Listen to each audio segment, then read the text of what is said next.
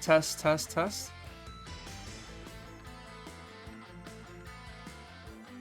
That's good. We're good. You know, let's go ahead and like just watch this intro.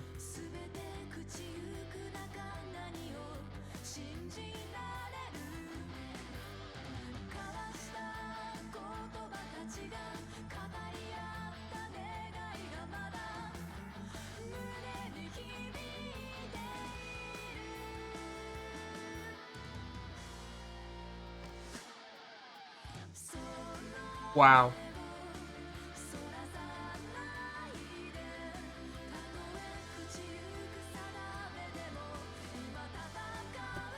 Oh my god, this is like legit awesome.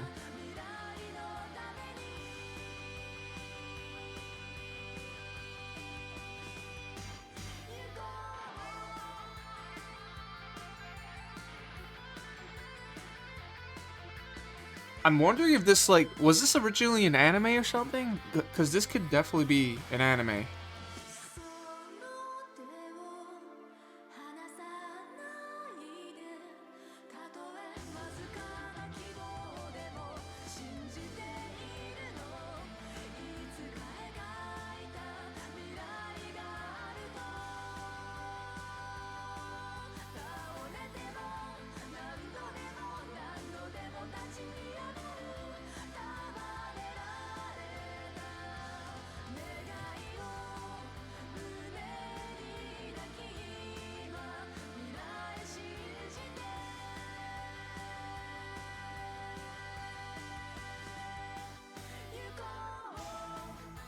Wow.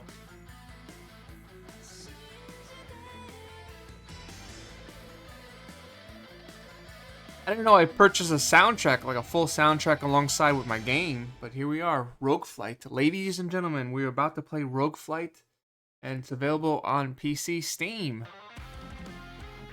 Go ahead and do it.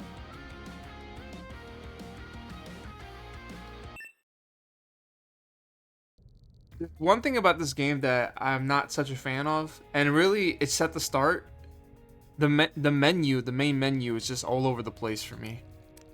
But in the main menu, you have like, you know, you can start the game by pressing play menu, or you could look at the ship setup, which you could call your name, call your R-wing a specific name, and I called it Striker. You know, I like to call this the Spirit Striker, named after yours truly, Spirit Buddy. You could definitely change it up.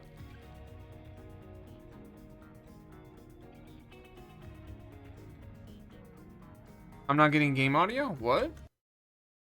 I cannot be.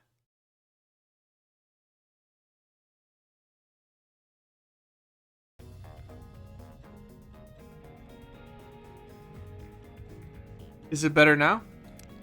And thank you, Bitty Cat. Yeah, mobile sucks. So, is the microphone good though? No, I'm glad that you told me this because I want to make sure. Because I am actually on screen capture at this time, so I cannot see. This is like where it could have been great if I had a second monitor, right? So I can see what's going on. But yeah, you could definitely customize your badge, which we don't have plenty of. We only have this one right here. We could put a badge on top of our ship. And change the arrow's trim, which we don't have. Need that. So basically, there's a lot of customizable setups here that you could do. The game audio is low, no problem. Now, honestly, I'm glad that you're here. I need the help with the audio for sure.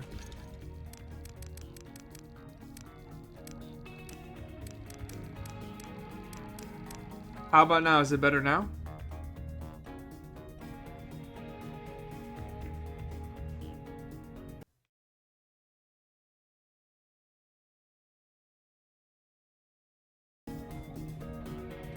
Test, test, test, test, test, test, test, test, test, test. Check 1 2, check 1 2, 1 2 3 4 5 6.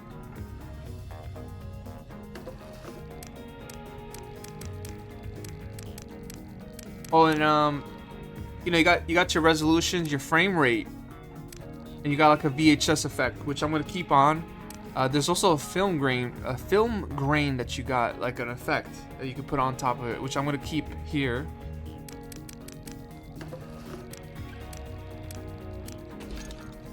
You got the sound test already unlocked. Classified.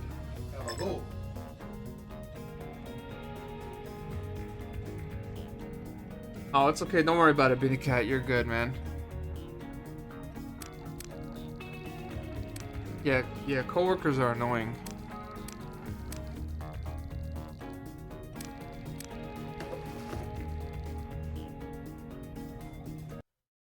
Let me just make sure once more.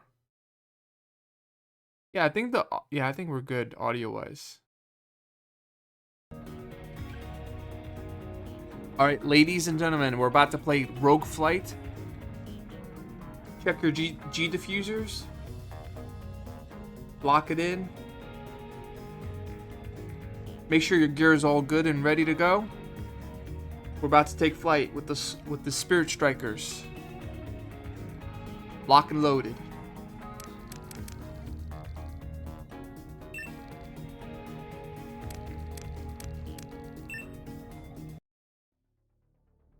It's been 3 years since the world burned. It was Argus, the watchman system given control of the Solar Defense Force. Dr. Mason said it was inevitable, that it was the nature of all complex systems to grow beyond their original intended purpose. It's gonna be quiet. But then, hindsight is easier than foresight, and caution is always the first victim of progress.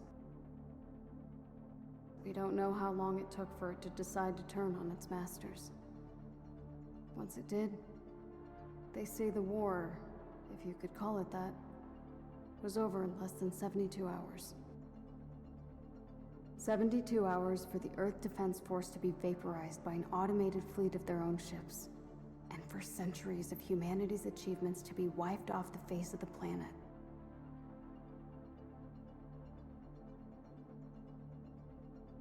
Those of us spared from the destruction would subsist on a meager existence beneath the ruins of civilization. For 3 years, we hid, foraged, survived. Until, below the ruins of New Alberta, we found it. A massive weapons research and deployment facility called the Bow.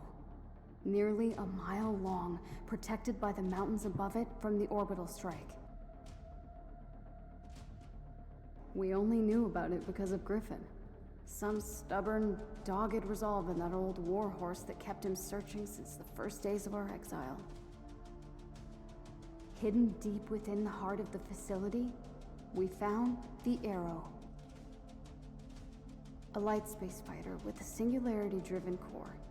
An engineering marvel, making it the fastest and most maneuverable spacecraft ever conceived. I was a pilot before the world was turned to ash, ferrying payloads to the orbital platforms that represented our first steps to the stars. But this was like nothing I've ever flown before. Only a few weeks from completion, the world burned before it could make its first flight. And it's why I'm here now. As the only member of our group with any flight experience, it falls to me to shoulder the burden of what comes next. To take the Arrow and bring the fight back to Argus. 3 years ago, it won the battle it started with us in 72 hours. But the war it started isn't over. I've literally never sat down in silence just to listen to like a video game opening at all. Like, it's been a while since I've done that for a game. Roger that. Engaging the sim now. Alright, let me pause for a second.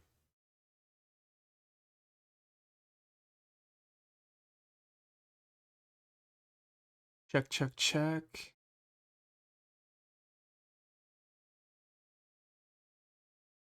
Okay.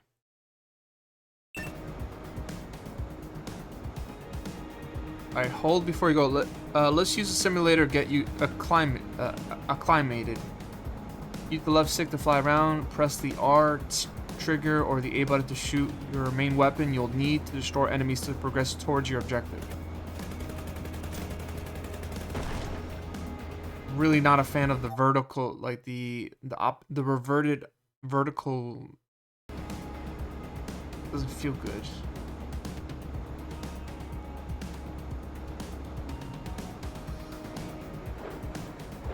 Do a barrel roll.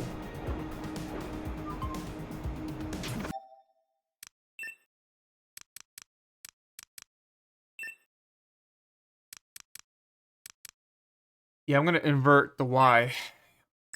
Let's see if that's gonna help a bit. Yeah, that feels better. Inverting the Y-axis is definitely feels a bit better there. Hey, online Eric, what's up? Good to see you, bud. We're playing a game called Flight, and it's kind of like what's that game? Afterburner meets with Star Fox 64.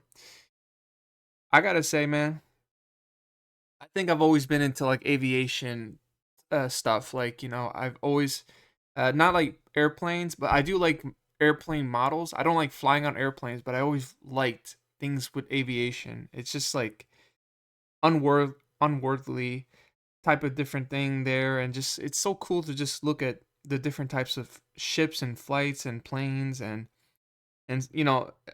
I'm also like a big fan of Star Fox too, so that's kind of like another cool thing about this right here. I'm trying to give you a shout out on my phone, 'cause I don't have another monitor. Online Eric, what's up, man? Did you ever get to beat that Alice in Wonderland game? I've been wanting to play that game, and I really want to know your opinions on that one.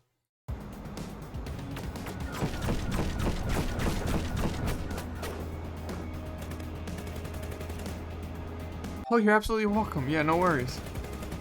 And this is I don't typically stream on more like not more. It's not morning anymore, but I'm trying to start adding in like daytime streams on Tuesdays and Fridays. Hopefully, people get to see me more.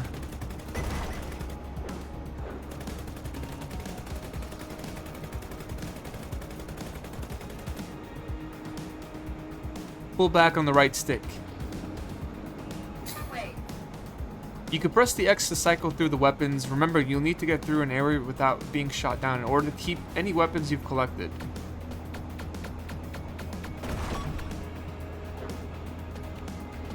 When you take damage, your current shield remaining is reflected in the shield indicator. You can recharge your shield with health pickups, or if you take out 4 or more enemies in your rapid succession, your combo meter will activate and recharge your shield while the combo is active.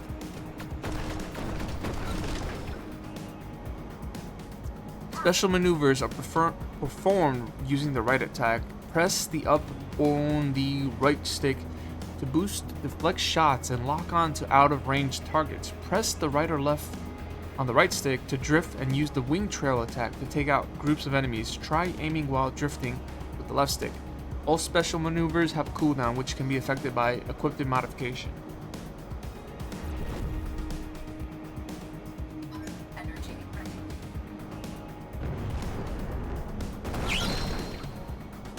Ooh, that was crazy. Oh, this is just training mode. So the training mode it has the wireframes and all that, but it won't be like that the next level. I haven't been in it yet. It's really cool, good, but tough sometimes. I think I'm close to finishing it. Yeah, dude, I'm rooting for you because that was a game. I remember like when I bought Alice Return to Madness on PlayStation 3, the American McGee Nightmare game that came along with it on the disc. So years later, I bought the game on Steam, but they never included, like, I think EA was the one that makes the game. They never included the American McGee game, the 2000 game. And that's, I mean, Alice Return to Madness. That's a great game by itself, you know, but I've always like associated that game with the add-on as well, like the added edition game, the 2000 classic, cult classic. So I was like, that's not fair. Like that game's not included here on the Steam version. That sucks. Ready for taxi. Red alarm. Yeah, and like honestly, this game kind of looks like an anime. It could be a show. Like this is such a cool game. Coordinates set. All systems are green. Arrow 1 ready for launch. Good luck. All right, check your G diffusers. We're ready to lock and load.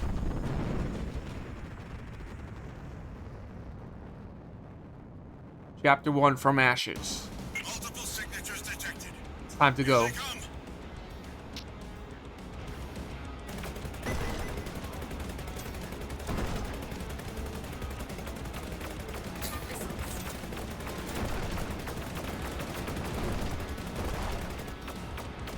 I'm trying to figure out like what the missiles are. Like what's the missile buttons?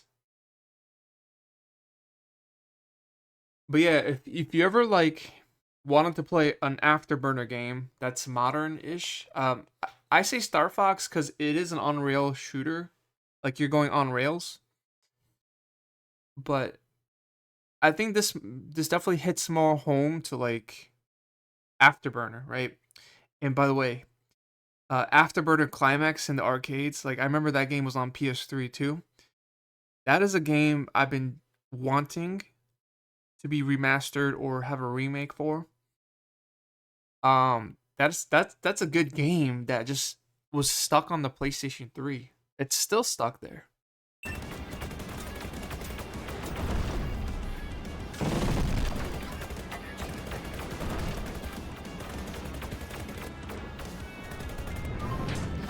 All right, so the left trigger on the Xbox One controller is the missile button.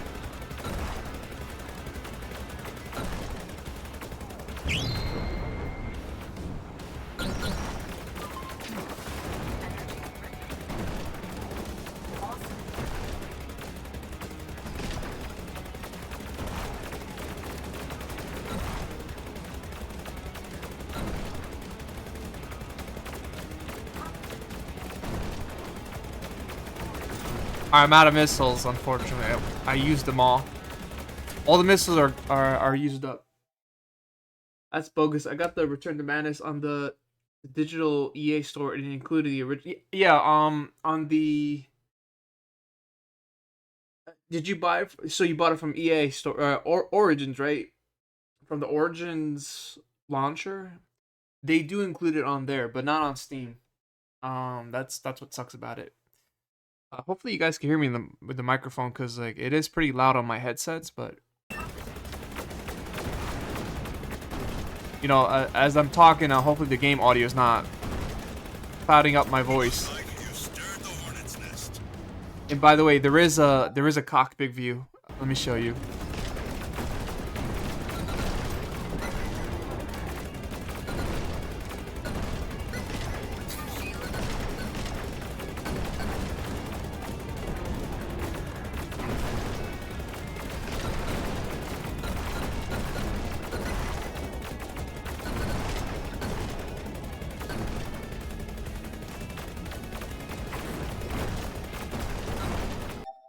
But I won't do much of that because I don't want you guys to be. I I don't feel like sensitivity with the cockpit view, the cockpit view, but I know some people are sensitive to that.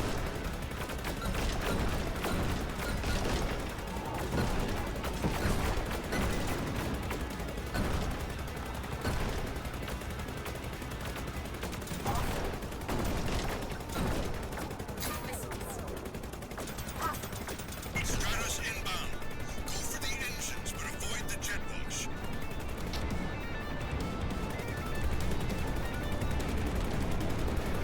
But I really like also, like, in the bottom right, you see your actual avatar, your character playing as you're navigating, you're evading missiles and lasers. Like, you can see your actual pilot in the bottom right, which is great.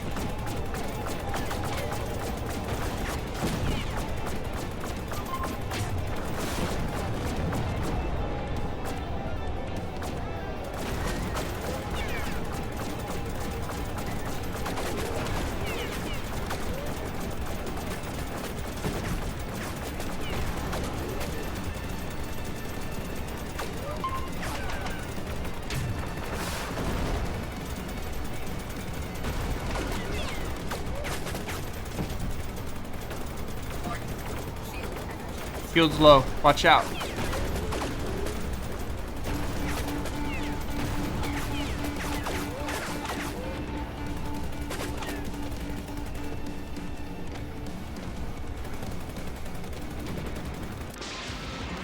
Mission complete.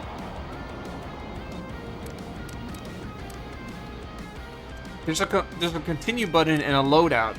Thing is, like, I don't know what I would have to do in the loadout, but I could definitely check it out for a second.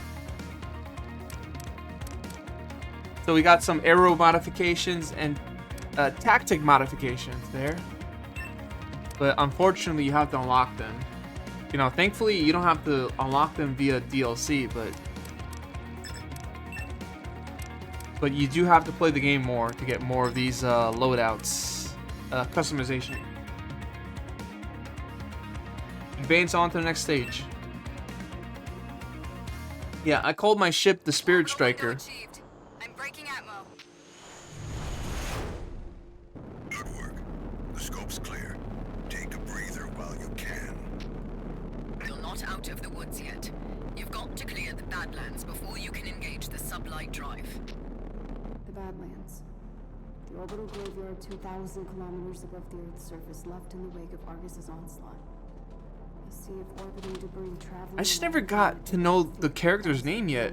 I never knew if the name was The core's mentioned. magnetic field should protect you from the smaller debris, but you'll need to watch out. I would love for to know the anything character's larger. name. And the ray scanner Probably it says it in the bottom or something. His ability to track you. You make it sound as if I should Oh, we're know. playing as Nadia Sawas. Nadia Sawas. Well, That's our you're character. certainly going to need them. I forgot. I never paid attention, but it's good to know now. Make your way through the Badlands. Be on the lookout for large debris that might be in your path.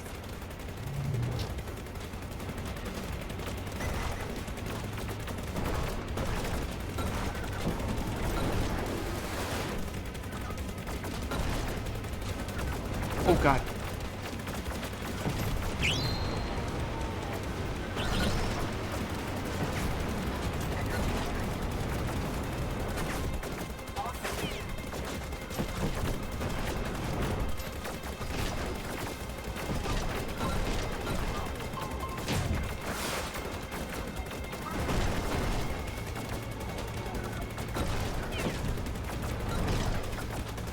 Alright, health's at 70. I think the health can also regenerate over time.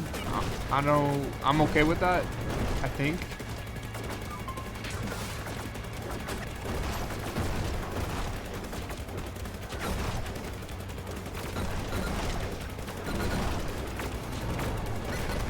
Alright, we got some missiles.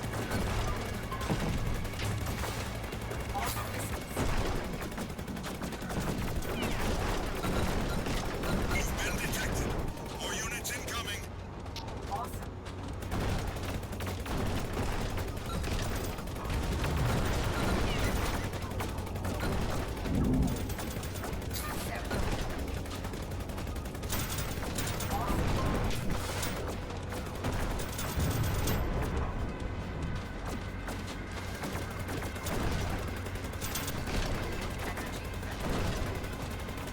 Alright, health is back at 100. Still taking some damage. Check my 6. Check the rear, check the side view. I cannot reach that missile. That's bad.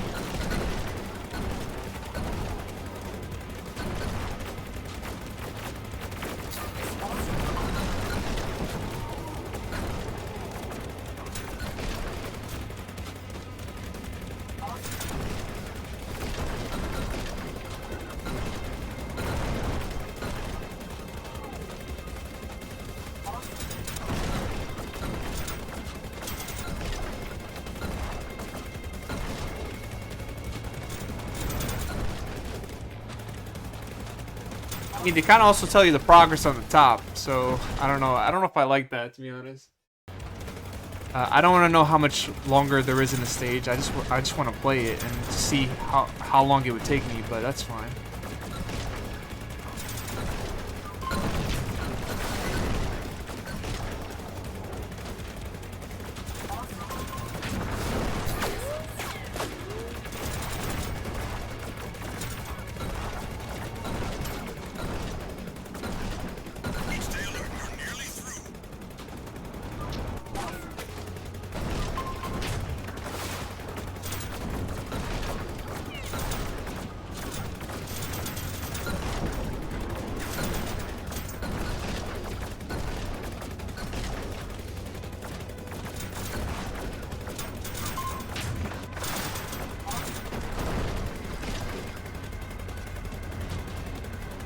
Oh, what's going on over there? That looks like a boss.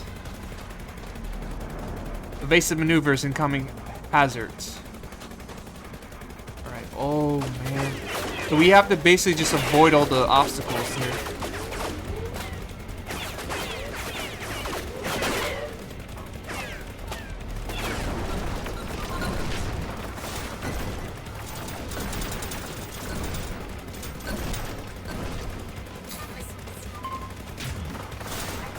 Alright, so the missiles do lock on the smaller enemies, but the big robots, I don't think it latches onto it, unfortunately. Or maybe it does, but it wasn't doing a good job latching onto it.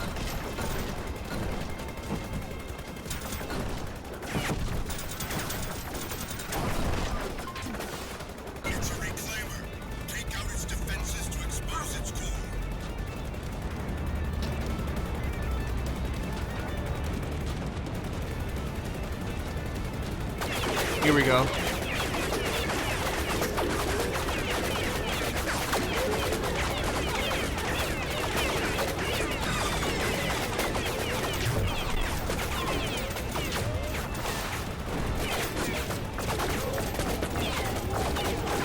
Let's go for the one on the bottom. Oh shit, I died. I wasn't checking my health.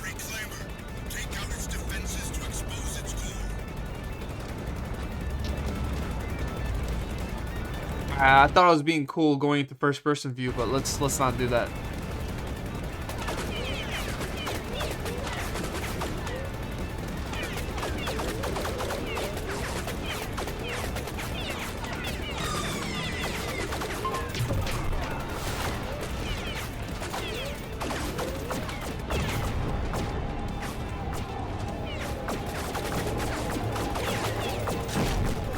Oh my god, what the freak?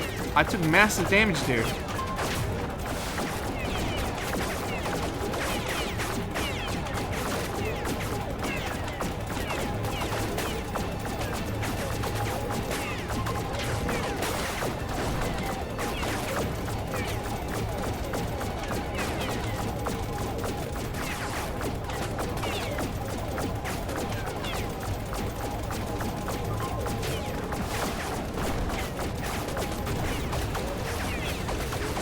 Oh my god!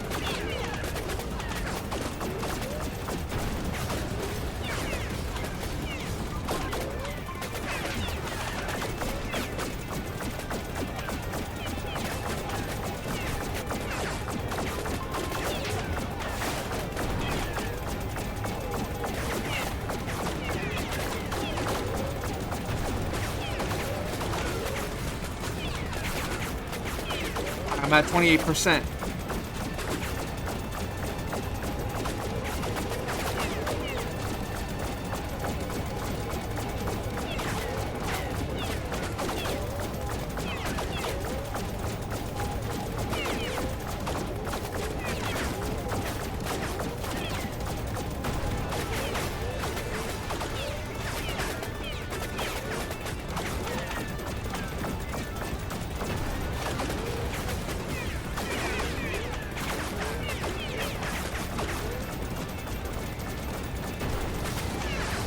Whoa. Stay in the middle.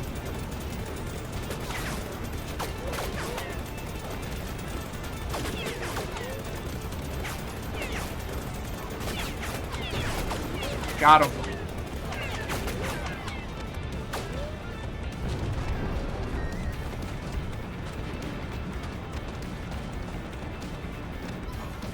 That was a fun battle.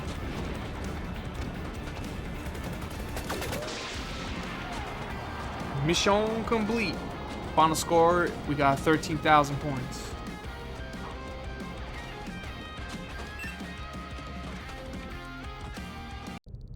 I'm approaching the Van Allen belt. In 3 minutes, you'll be cleared for sublight. Roger. This is the furthest you've flown, isn't it? Yeah. Not a lot of demand for payload pilots out here. Argus has strategic installations among the outer planets of the Sol system. It spread its resources across half the moons between Jupiter and Neptune. Listen up. The sublight drive has limited jump capacity. I estimate you've got fuel enough for 2, maybe 3 strikes. I've charted 2 possible courses for you. That sounds like a half measure no matter how you slice it. We knew this was going to be a limited action, Nadia, not a suicide mission. With your limited jump capacity, you can hit the forge on Io and the relay on Titan. Or we can set our sights inward, hit the facility on Umbriel, and then take on the fleet in Saturn orbit. Both routes are risky. Dr. Mason and I are of differing opinions here with regard to which course to take. Commander. She is of the opinion that taking the fight to Argus early on will give us the best chance to take it down. I feel, however, that taking out the forge and the relay will offer us the best chance to make a serious dent in its manufacturing capacity while living to fight another day. And the third option? What about the third option? We can hit them all. Nadia. We ran the numbers, Nadia. There isn't enough juice in the capacitor for more than 4 jumps, and life support won't last more than a week. It'll take 7 years at full burn to return without sublight capability, and I'm fairly certain your air won't last that long. Wow. But you don't deny that we can do the most damage by doing the most damage. Which means we lose our only spacefaring asset in the process. And that is assuming the unlikely event that you could accomplish such an endeavor. In the best case scenario, even if you succeed despite the odds, we lose the Arrow, and we lose our pilot. Look, it Wow. would be different if Everything's we had on time to get all is of on the line Gundam's here. weapon subsystems enabled prior to contact. Some of the components are actually designed to utilize the armament system to feed back into specific components within the Singularity core, if we'd had the time to enable them all from the start. Don't forget what we talked about, Nadia. Keep a level head. I remember. But I'm not a soldier, and I'm not a scientist. How can he be so stoic all the time? All of us lost everything. Very well. You know where we stand. But, Commander, She makes her own choice. Once the die is cast, we can either choose to help her succeed or accept defeat. Oh, the dye. Don't they have to inject a specific dye for the pilot to enable consciousness? I don't know, like, you know, once you go into orbit, there's restrictive amount of air that a pilot can handle, and force, you know, there's more force being in space. I knew it. There's gonna be branching paths. There is branching paths here.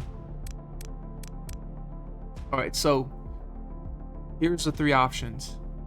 Option number 1: attack the manufacturing.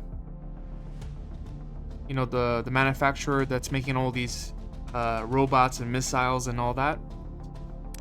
Attack the fleet. Well, we could attack the fleet and attack the manufacturing, which I think is the most, probably the best option here, but... And then attack them all is risky. So this game is meant for like replayability. But it even says here the 3rd option will give you no ability to return home. That is kind of scary, because I want Nadia to survive, so that's out of the equation for me. I don't know what y'all thinking. Like, y'all want option 3? I don't know if I want to do that, to be honest. The more sensible option for me, if you were asking me what my thoughts are, is to attack the manufacturing.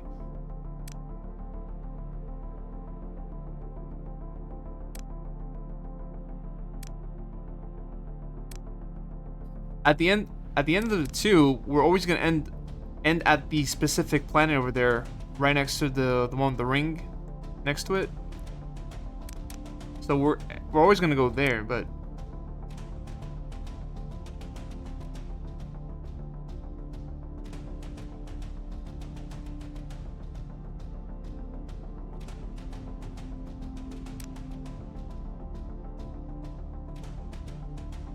I don't know, honestly. I don't know what a good option is here.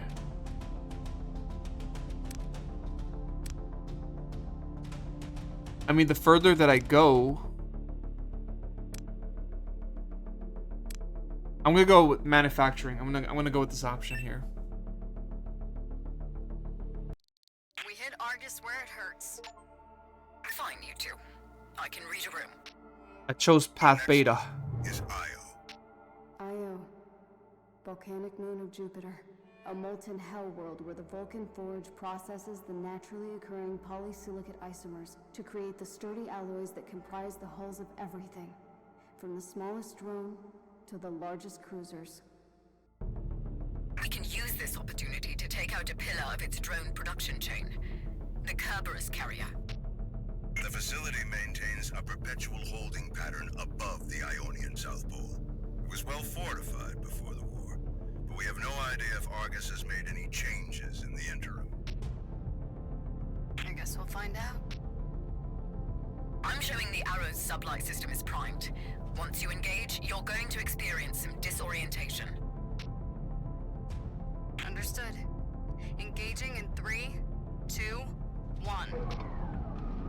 You know, I gotta be honest, like, the story is a bit complicated for me to understand, because based on the dialogue, you know, there... That really packs a punch. A little dizzy, but I'm here. Out of the frying pan, Okay, I think she fast forward. into the fire. She did a warp right there. Good luck. But I do kind of understand the story. And visibility is 0. Watch out for hazards. The audio balance is good between you and the game. Thank you. I was saying, like, the dialogue in the story, I'm loving it, right? I'm loving this game so far, and there's branching paths that you could take. It's not that I don't understand. I do understand what's going on, but they kind of word it in a way that it makes it hard for the average player to get what they're talking about, what they're meaning behind their phrases and their paragraphs of sentences. But when you read it again, you kind of do understand it. You just have to read more thoroughly into it. But at the end of the day, it's just like, you know, there's a threat. Go take down the threat. That's really what it is, to be honest.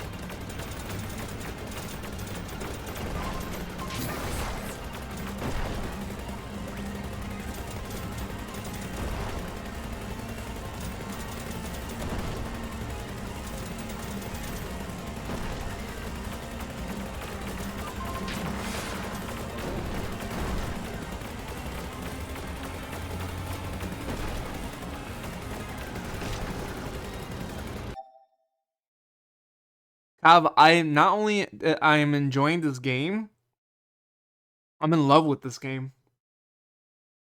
I've said it before, like I've always wanted to talk about like aviation type content, right? I always wanted to talk about like jet fighter planes, aircrafts.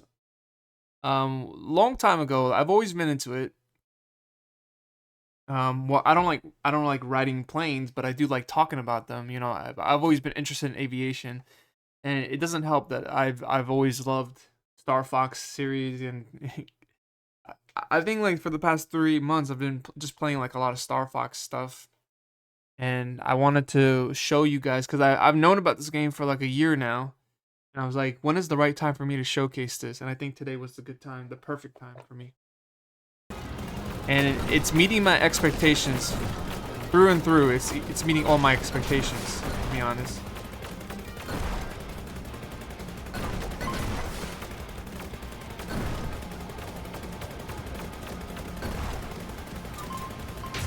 The only problem is that like the regular laser attacks, which are aircraft, it's not very strong. Like it takes some time to destroy an enemy, but you have your missiles to take down multiple enemies as well. And there is like another specific special attack that you can use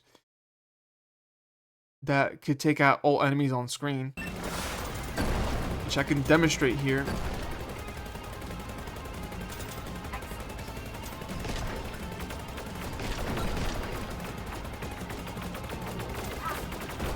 See, like right there.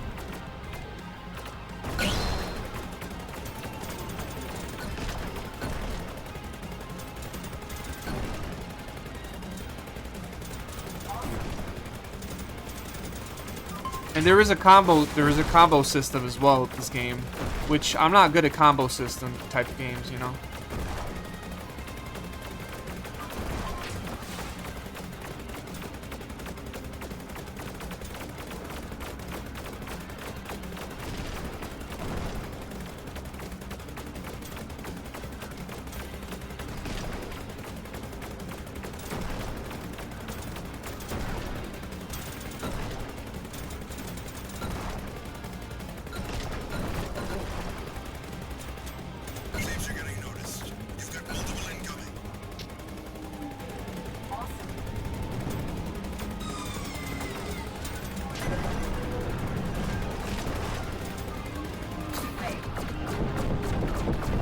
Oh, dude, I did not know I was being attacked from the back.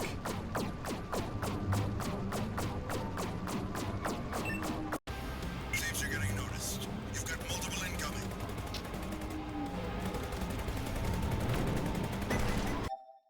Would I like to become a pilot? No. I'm actually afraid of heights. No, man, I would not be a pilot. I like talking about like different. So there used to be a YouTube channel that I used to watch. They used to talk about like plane flight controls, like the people behind the microphones directing pilots where to fly, how to fly, and how long it would take for them to get to one destination to another when it came to plane travel and everything. Basically, it's just like them reporting the flight, different flight pilots and travels. So there used to be a YouTube channel dedicated to all that, and I used to be glued to that. I used to watch that. Like I know everyone talks about like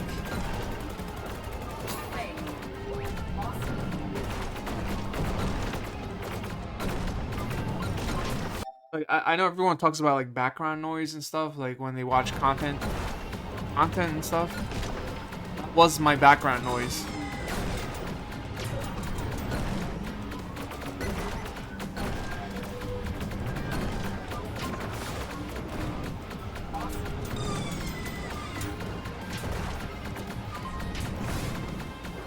Incoming missiles detected.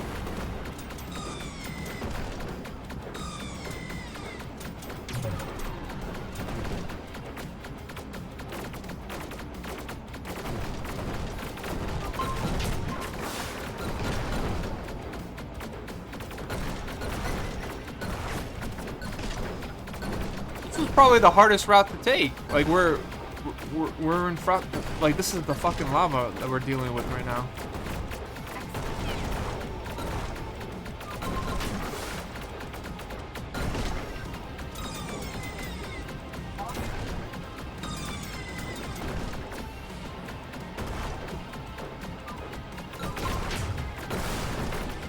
Oh, those were the missiles you had to take down. I see it.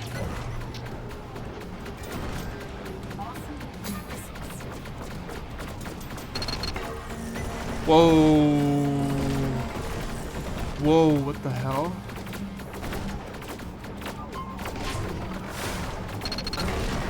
Oh my god, dude.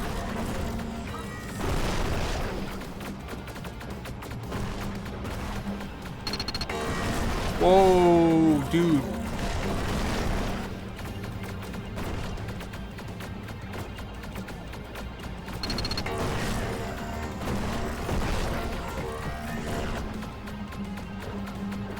Coded, what's up? What's up, man?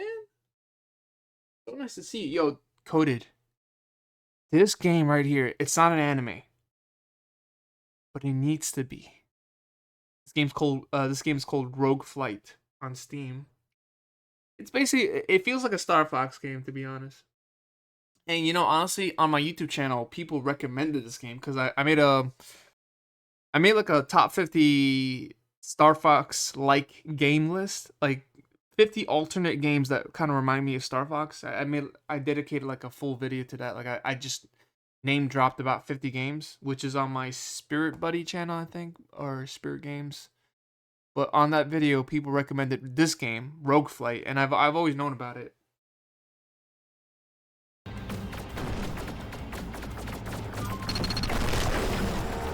Whoa, dude, whoa, bruh.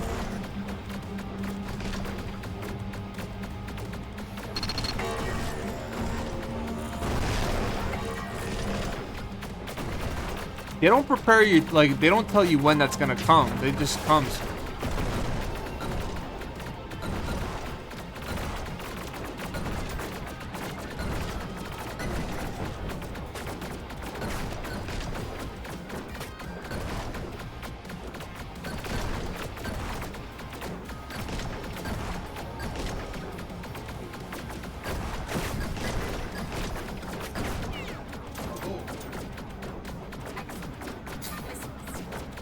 Alright, we got some missiles.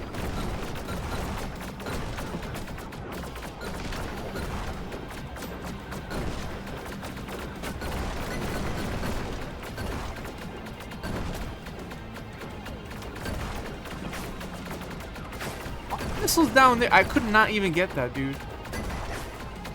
Look how low it is, man.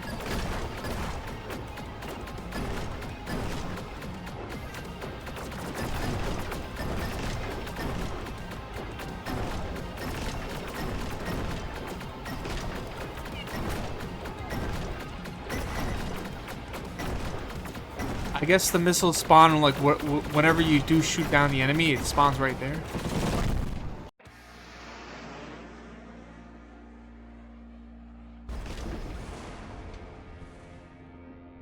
No way. There's no way. Game over. Fuck.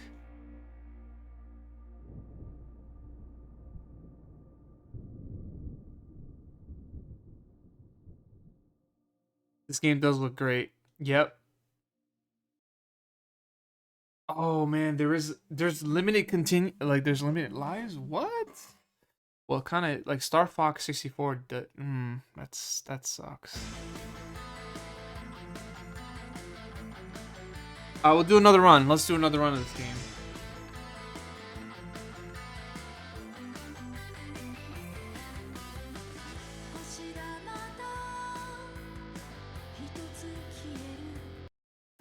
Alright, Rogue Flight. Attempt number 2.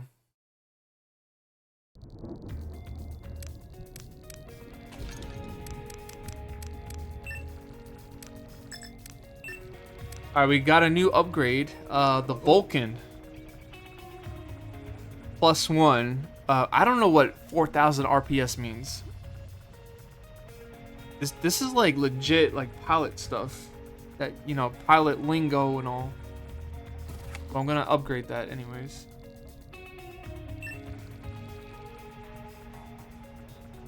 I think it just increases the speed, which I don't really need right now.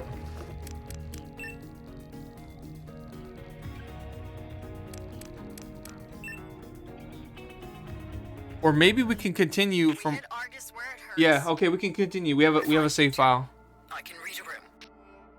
Your next stop is Io. Io, volcanic moon of Jupiter, a molten. Yeah, honestly, I only play cool games, man. I don't play any of that dumb stuff. Whatever that dumb stuff may be.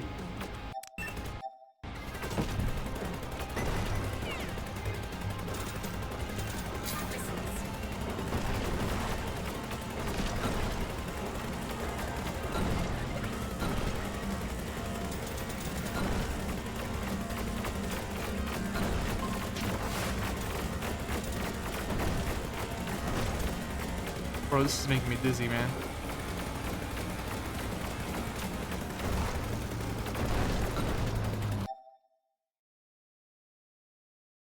Well, at least it gives you upgrades. The previous runs matter for something. Yeah, absolutely.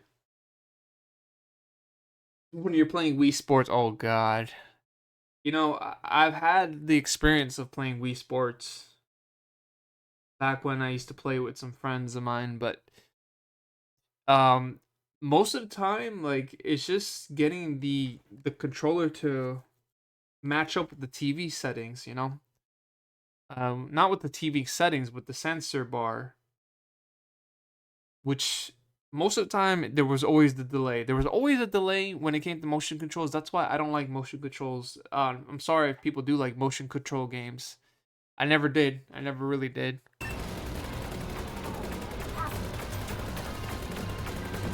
And I kind of want Nintendo to just kind of stop with the motion control stuff. You know,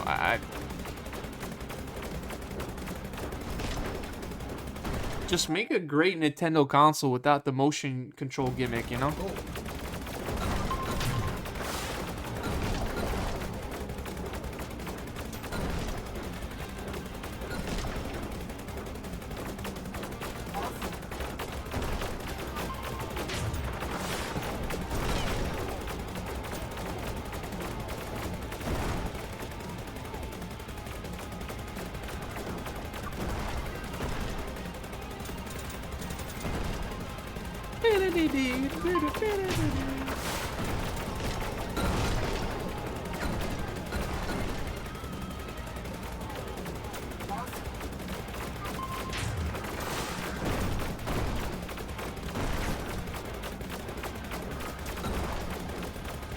Wow, this guy's annoying.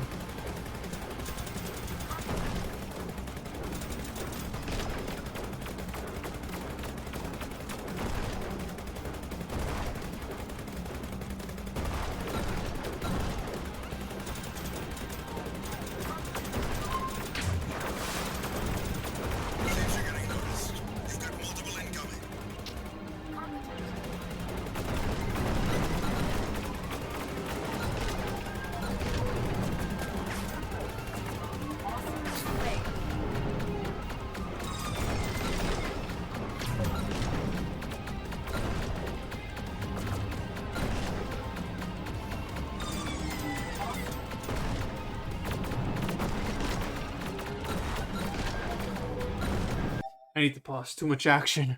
Oh, too much action going on. Oh, when am I playing Wii Sports? Never.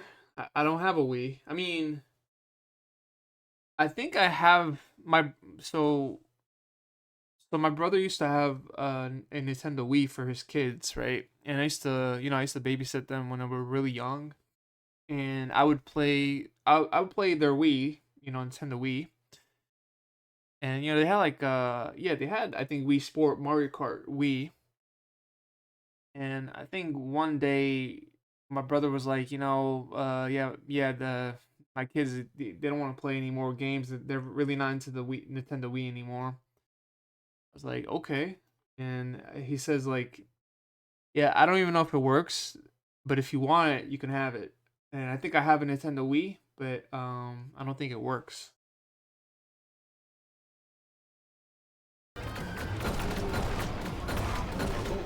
It probably does work, but I just don't have any interest of playing the Wii, to be honest. Except for like, I really want to play a couple, those Mario Galaxy games, and I know there's some great games on the Wii, but I just really don't like motion controls. I know I'm sounding like annoying when I say that, but I never did, to be honest. That's kind of like when the seventh generation of consoles came out, and it was like the Nintendo Wii versus the Xbox 360 and the PlayStation 3. I was like, I either want to get a PlayStation 3 or Nintendo Wii. It's no disrespect to Xbox 360. I just didn't know anything about Xbox at the time, and I still don't, because I've only ever had the first Xbox console, the OG Xbox. But I was like, it's either I'm gonna get a Wii or I'm gonna get a PS3. And then I looked at the Wii. I'm like, oh, motion controls. I'm not a fan of it.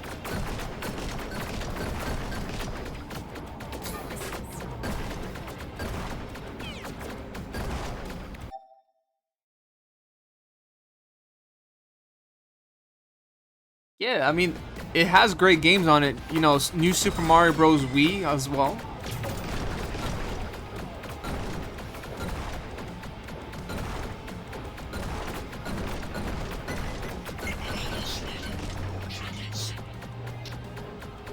I can't get that, dude. What the?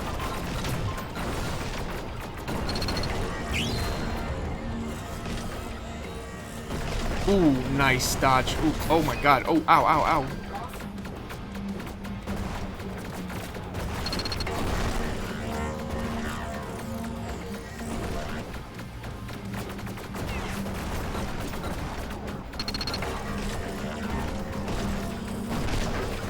That thing is scary, man.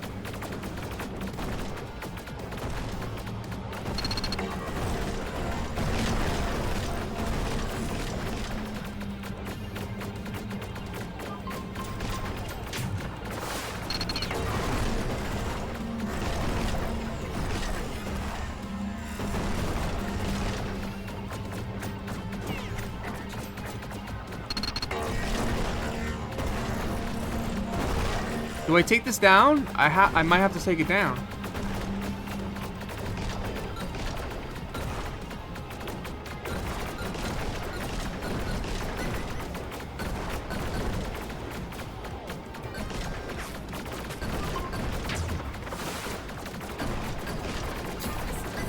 Oh, we got some more missiles.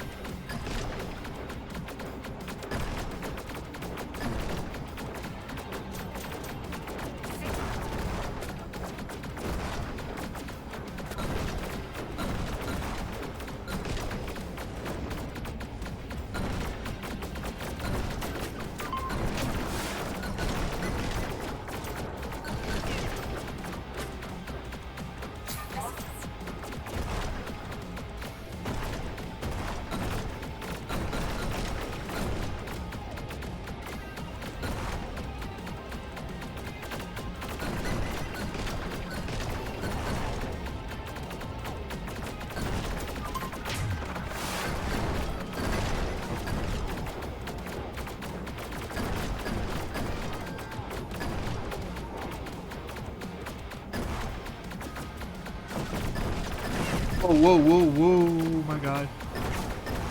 That's the ore processor. Kerberos. What's the lasers? Got a boss battle.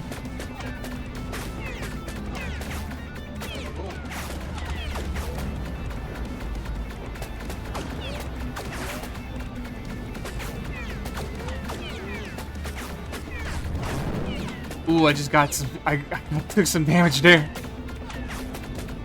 That thing collided into me.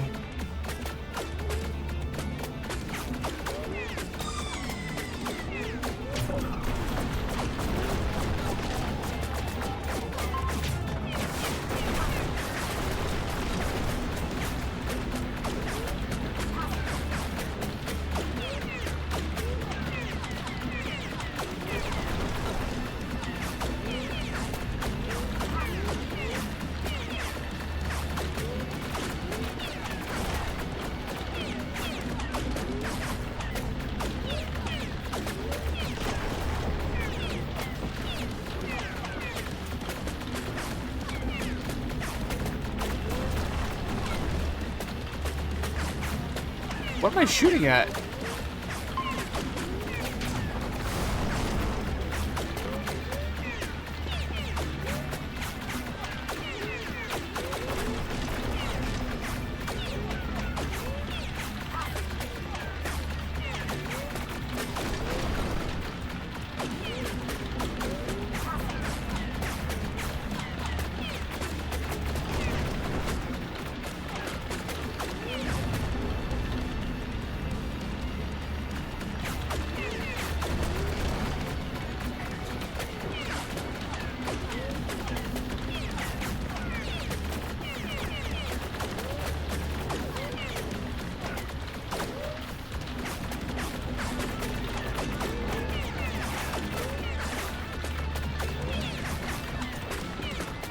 Do I go left more? Or...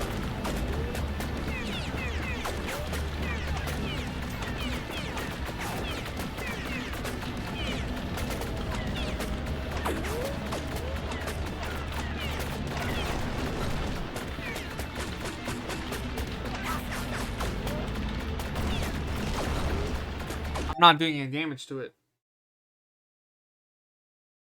I personally never liked the concept of the Wii, although I generally really like Nintendo product. I don't like Nintendo anymore. Nintendo's being super greedy. They used to be great with their stuff.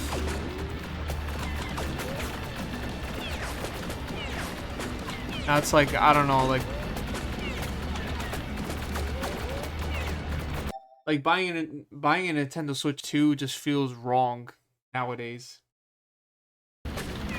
If Nintendo changes up their attitude and their tone, you know, I think more people would be like, yeah, Nintendo's doing it again. You know, like they're back to normal.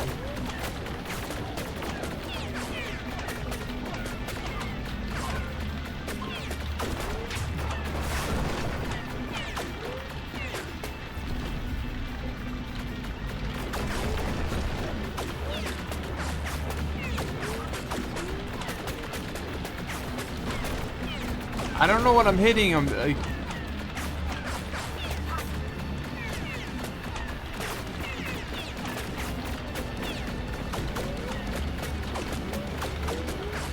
you think maybe this is like where you gotta hit it, right?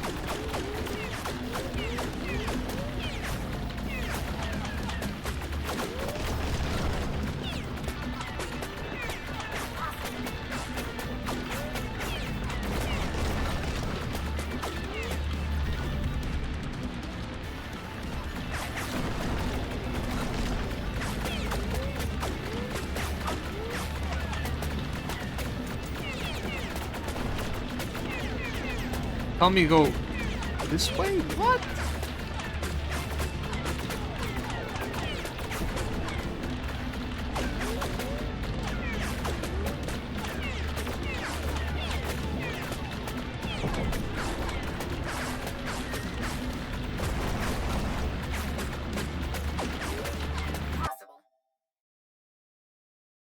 I can't. There's no way I glitched the game, could I?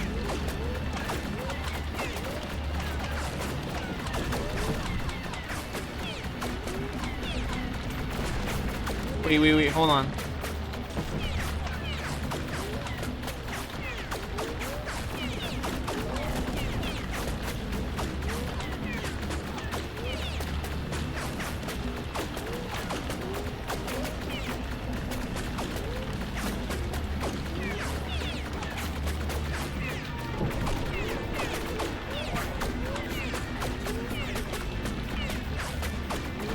I don't think that's like what you have to do to destroy it.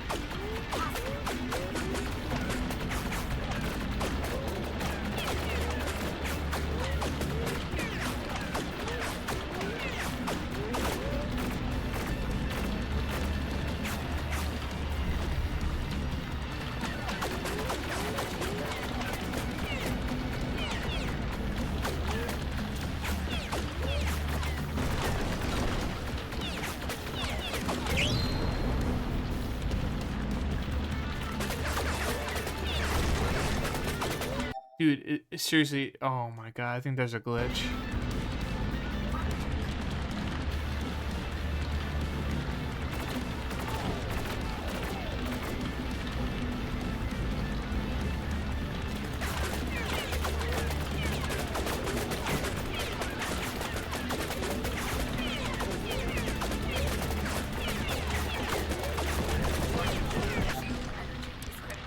we just restart? Yeah, let's do restart. That's the ore processor. Kerberos, what's the lasers?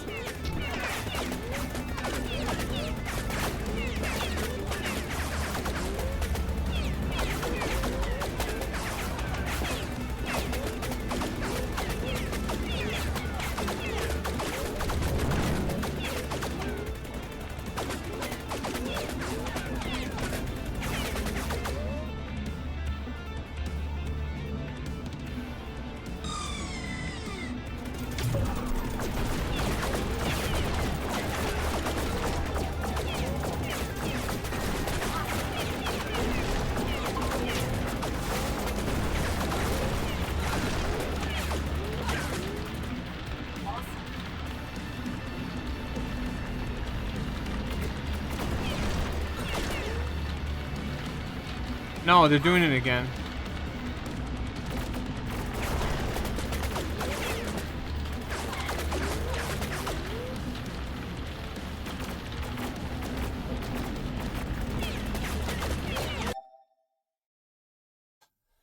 I don't know what's going on with this.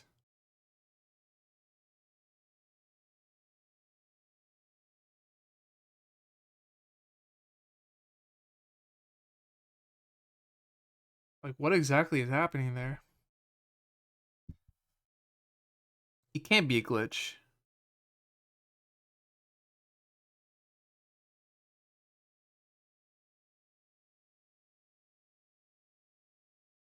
It's like honestly, it's probably supposed to rotate me around, right?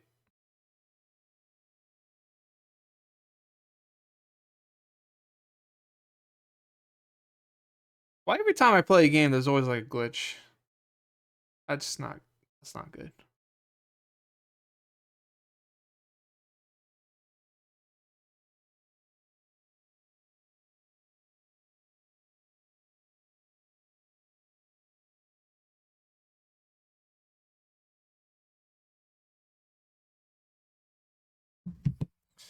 I mean, we can keep trying.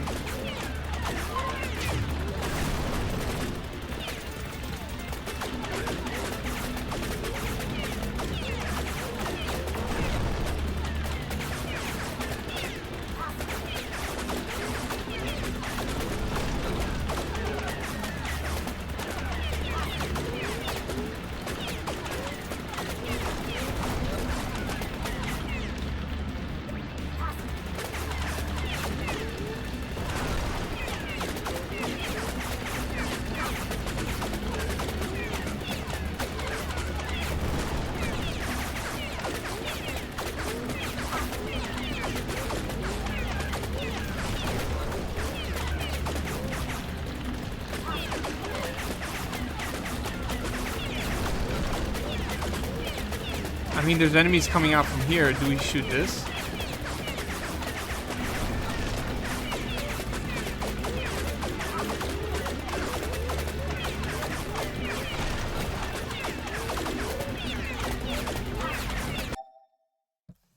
I don't know. Oh my god, dude.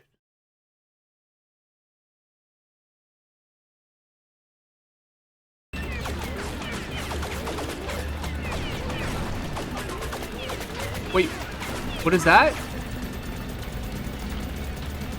Fucking A, dude. What?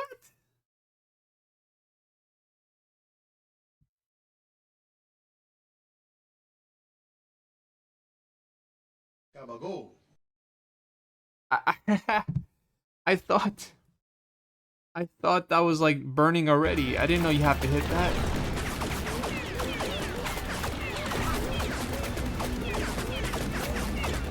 Okay, you had to hit the bottom. I didn't. That wasn't indicated at all. Like you didn't know that you had to do that below you. Coded, I love handhelds so freaking much. It's so unfortunate that a long time ago I sold my Game Boy Color, my Game Boy Advance. I was really, that was not a smart decision on my part. I mean, I know I can buy me a Game Boy Color for like $70, but I don't want to. I actually bought me for my birthday, which is coming up. I bought me an analog pocket for my birthday. and that essentially is just like it's a handheld. It's a modern handheld that could play Game Boy games, Game Boy Color games, Game Boy Advance games, and I think you could emulate on it. I'm not sure. I'm hoping that I can. I've seen people emulate like Nintendo 64 games on it.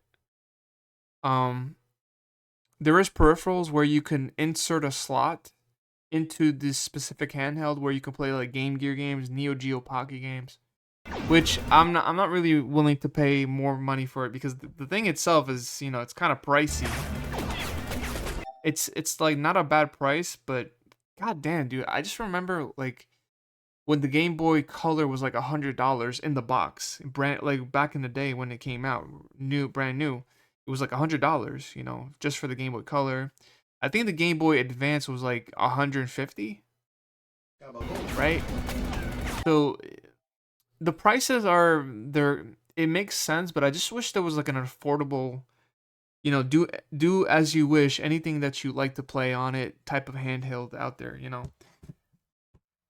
like play Game Gear games, Game Boy games, Game Boy Color games, Game Boy Advance games, like stuff like that. Because I'll tell you the truth, as much as I love being a collector, I just cannot hold on to a lot of the games that I have anymore. Specifically because room, space, and needing money. That's another aspect of it, like the financial part of it, is that sometimes I just cannot hold on to most of the games that I have.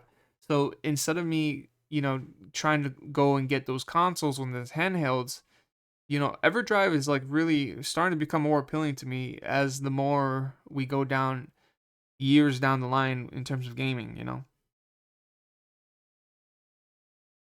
Because it's getting harder to collect games and they're becoming more rare and more expensive.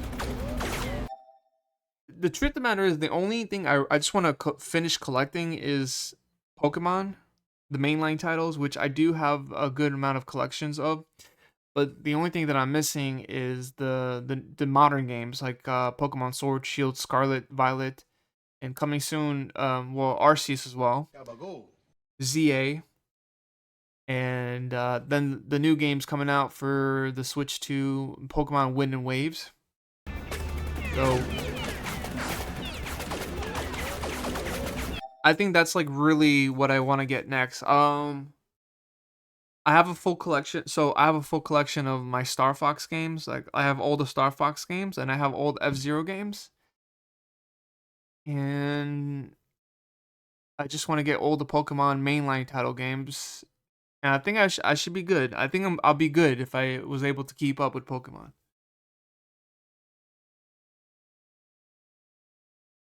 Also, like, if we're talking like Super Nintendo, Super Nintendo is hard to collect, and games are not getting cheaper. But there is a couple of Super Nintendo games that I would like to box. Like Super Mario RPG is a game I would love to have the box for, but I don't know. Honestly, it's just would you be willing to pay $70 for a box? I'm not willing to do that, to be honest.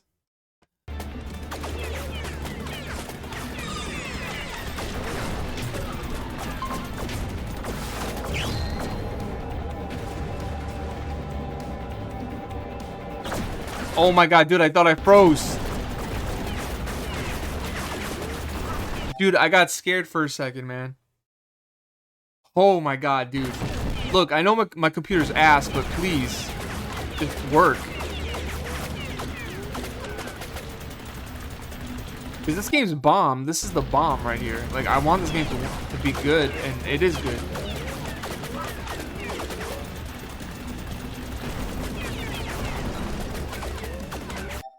I'm actually kind of scared to do that maneuver again because I don't know if it's going to happen again.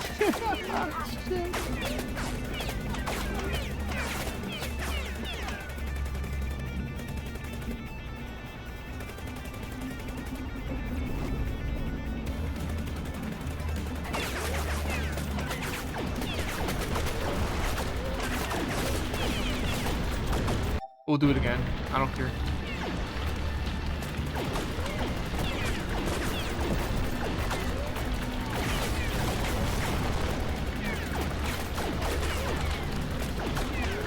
Oh, damn.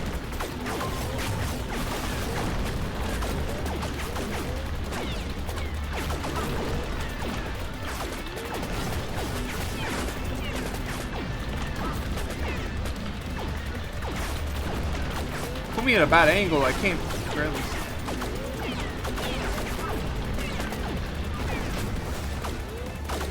Alright, we got it.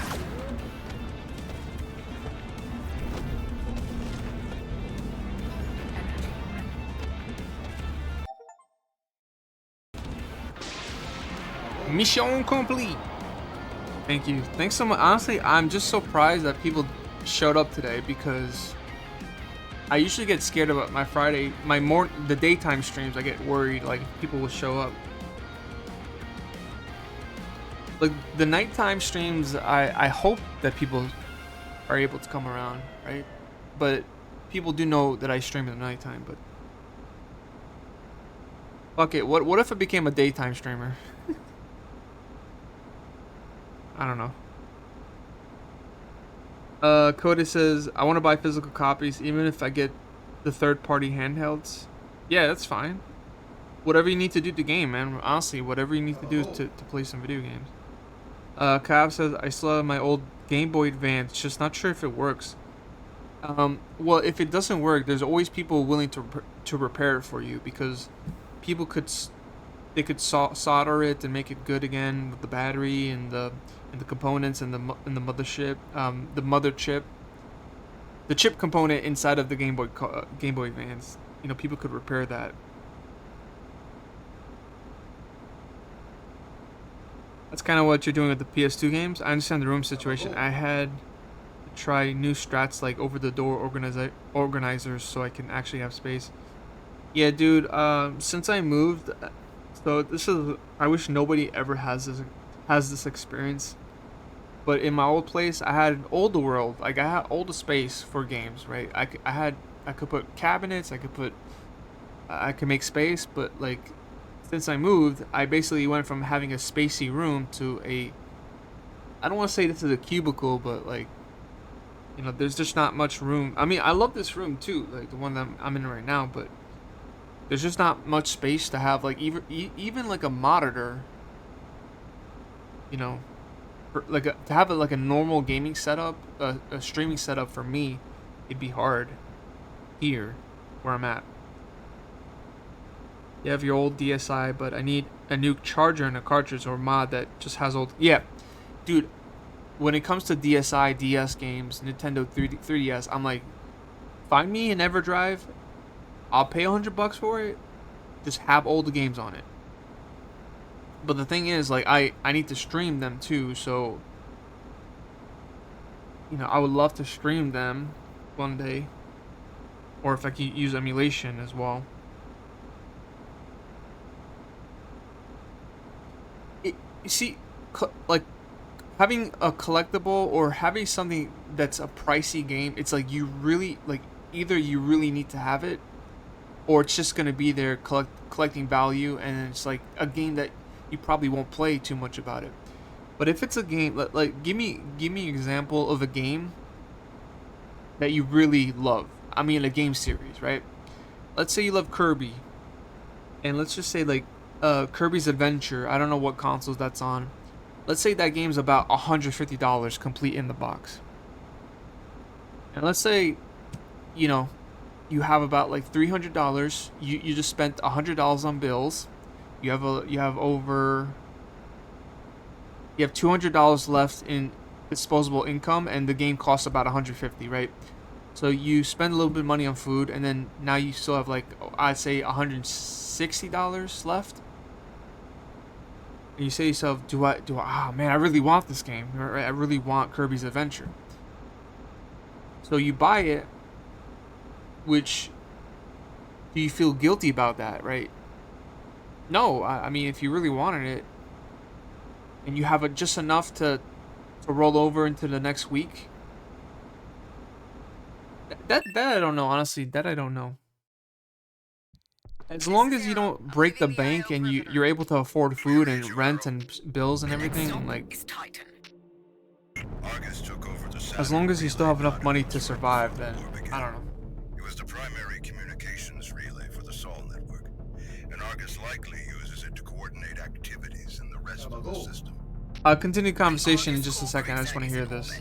So we've plotted a trajectory that will land you on the far side.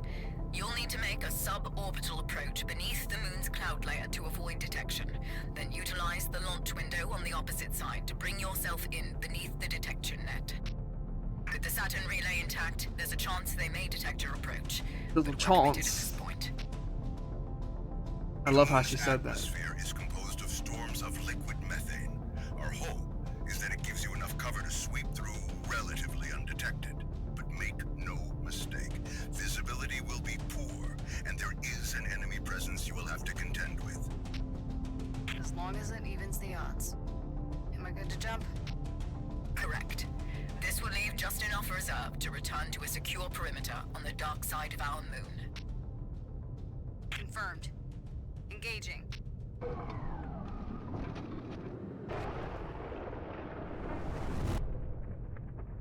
I've got a visual on Titan. Adjusting trajectory for high-speed atmospheric traversal. I think this is like the final planet here. Nadia, visibility is going to be poor, but you need to stay below the cloud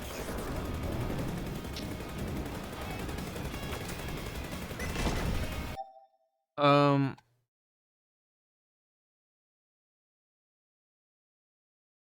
We were talking about. I forgot what we were talking about, but you know what definitely went wrong with game collecting. It's the fact that the older generations. I'm talking about like people that are grandparents, baby boomers, whatever. Now they started understanding that video game even though they don't give a damn about video games, even they understand that video game collection is pricey and valuable. You know, the moment you go to like a yard sale and then you see like an elderly person selling like whatever in the yard sale, and then there's like games, you ask about like how much is the games. The moment they're like, let me check eBay. The moment they say that to you, it's like, yeah, they already know.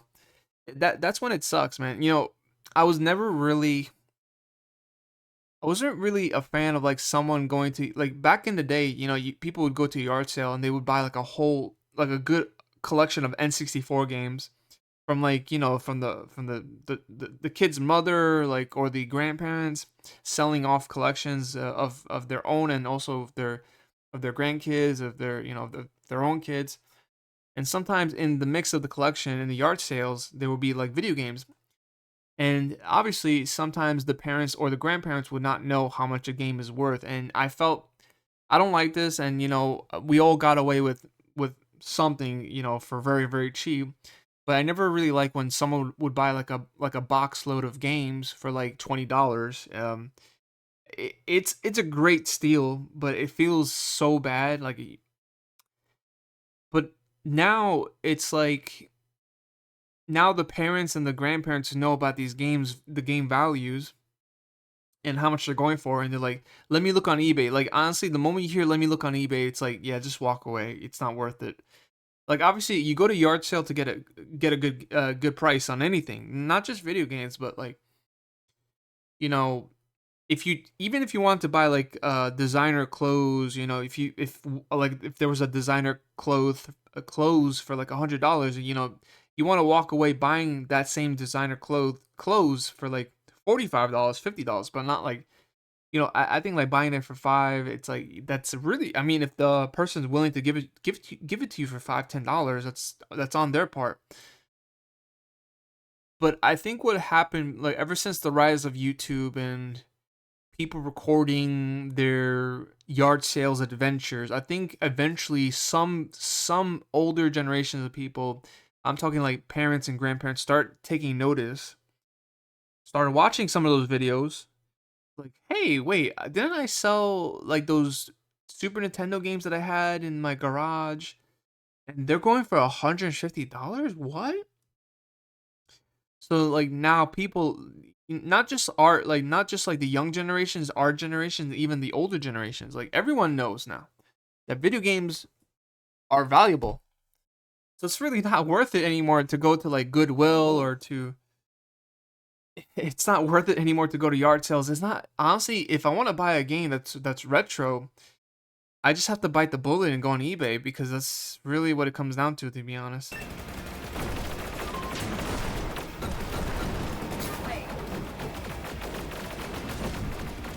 And not only that, like there's like there's video game collector YouTube channels out there. Metal Jesus rocks. Sorry. So there's like channels like that that go on YouTube and they're like the first thing they say, they don't even talk about the game, like how awesome it is, like what's the features of the game, what makes this particular game stand out from the rest. The first thing that they utter out their mouths, oh yeah, this game's great. How much is it? Like, is it a rare game? Like that's the first few things that they say. They don't talk about. See, this is like the moment someone starts off a conversation about a game that like, is it rare? I mean, that conversation will come about, but like, don't let it be like the first few things that you say in the beginning of the game conversation. It's like, oh, that's a rare game. That's a rare one. That's an obscure game. That's a hidden gem. You know, these buzzwords. And then people take notice of like what they're saying, and then they go on eBay like, oh my god, it is rare. Holy shit! If I buy it right now, it's probably gonna go up in value, right? Dude, retro video game collection is just at an all-time low now. I love retro games. I love modern games. I love doing whatever I feel is good for me, honestly. I might not fit the category of like the average retro streamer, but you know, just because I don't want to play retro games all the time does not make me not a retro streamer. I just like to do anything, you know. I like to play anything I like to play.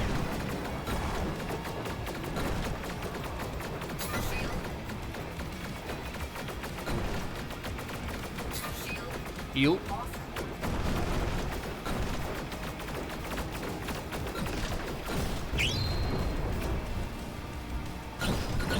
Nice.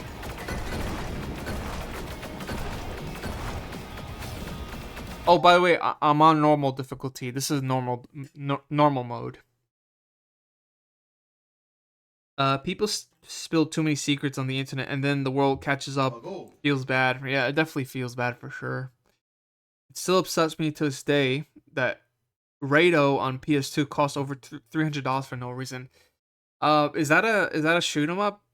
Yeah, shoot 'em ups will always go up in value. Like, people have a hard on for shmups. Not even 2D shmups, but like 3D shoot 'em ups as well.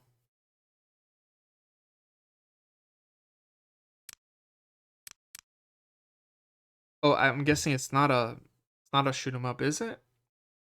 I can get any Shin Megane Tensei game for standard price except for that one.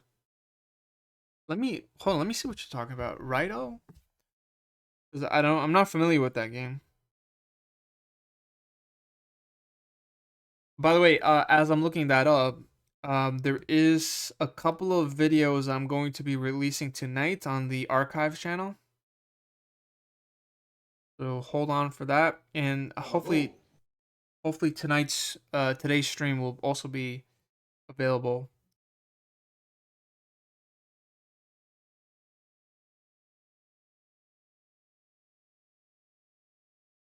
Is that a PS2 game? Raito Kozonha. It's like $114. But there's a remastered version on Switch too. Going for $30. I don't know if this is the one you're talking about. But that is kind of pricey, yeah.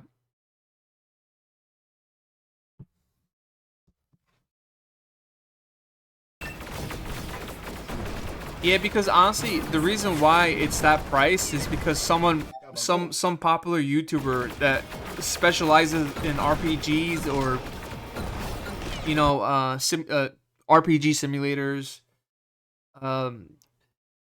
Shin Megane Tensei type games, like Japanese games. Like, some popular YouTuber definitely started talking about it, and then people started raising up the price and stuff. Just think about it for a second. If a game was originally like $30 and then all of a sudden it raised up in value, there's three. There's a couple of categories that I think of. Oh God, dude, you're annoying.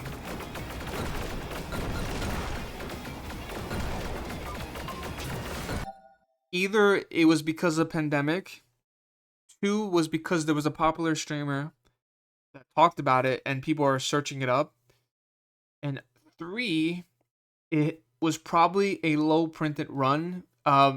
Mainly, there's definitely companies out there that love to do this. FOMO, fear of missing out. But like companies like Natsume and Atlas comes to mind when it comes to like low printed runs of games, right? Those are the three things that come to mind why a game goes up in value. That's just that's what I think about most of the time. And I really hate to say the word pandemic because like yeah, I think pandemic was one of the reasons why games went up in value.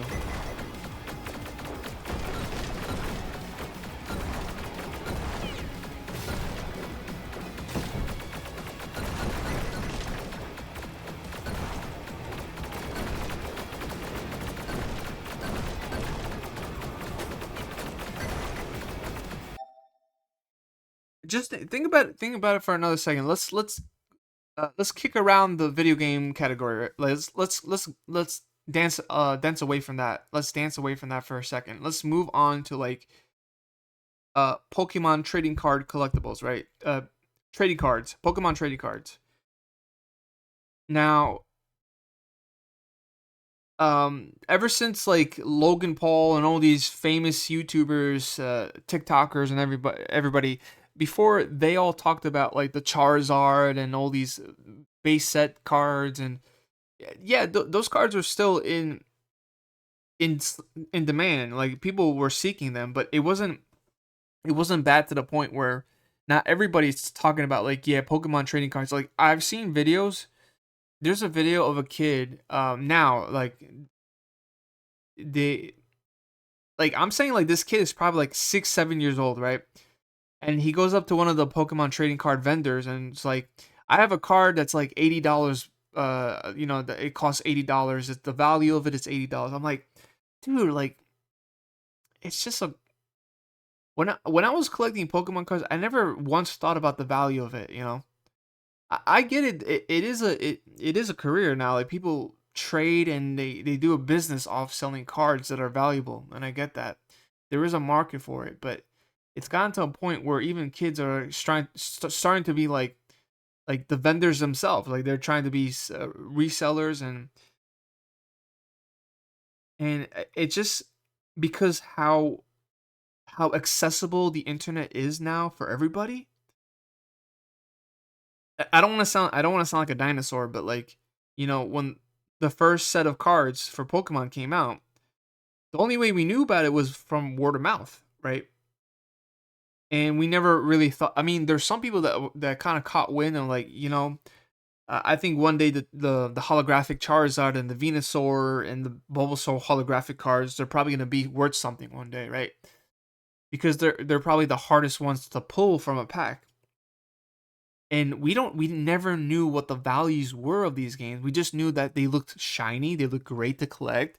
I never really honestly played the Pokemon trading card game as it was, like, because it's not just a trading card thing. It's also a game that you play with other players. Like there's a reasons why these cards have stats on them because they're meant to be played in a competitively way, like a competitiveness way with other players. Like they're meant to be played, but people don't play the games the way it was intended originally. They just collect them because they see a value, and then the kids see these YouTubers out there, selling the games and showing the prices for these cards, and the younger generations, they're not looking at these cards as something that they want to. I mean, at first it was a game to be played with other players, right? But then people started collecting it because the cards look shiny and they want to finish their sets, right?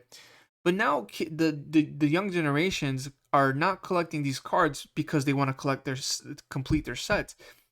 Now they're collecting the cards because they know that it's worth money, and that sucks. That sucks, man. Like, I get it that adults want to do this as a business, but like having kids go up to vendors and be like, yeah, I want this card because I know it's valuable. I want like it just it changes the whole collecting aspect, the whole the whole vibe of collecting in general, and this lingers back to like video game collections as well. One day you're gonna see kids collecting games for Nintendo Switch that are valuable because it's valuable, not because they want to play it with their fathers or with their mother. Like they wanna, you know, it's cool like to be raised up on games and to have a game to play with your family, with your parents. That's a core memory. But now I feel like there's some people out there, even young generations that are collecting games because it's a valuable thing to have in their collection instead of like having the thought of like, yeah, I think this game is great to have in my collection because it's fun. I like it. I want to play it over and over again. And there's nothing wrong to having a game that's valuable, but at the same time, you want to have it too because you like the game, not because it's just valuable. Would it be silly? Like I think most of the games that I have in my collection is something that I've always wanted to play myself, right? Sorry, I'm so sorry for the people that are gonna watch this on YouTube. I do apologize. But let's just say there was a Mary Kate and Ashley game that's worth like $300. Would I go out of my way to go buy that game to have it in my collection? Even though it's rare, it's valuable. No, I don't want to buy a Mary Kate and Ashley game for $300 because I know one day it's gonna go up in price for $600 or it's gonna be $1,000 one day. No, I don't want to buy that game because I don't think it's a good game to have.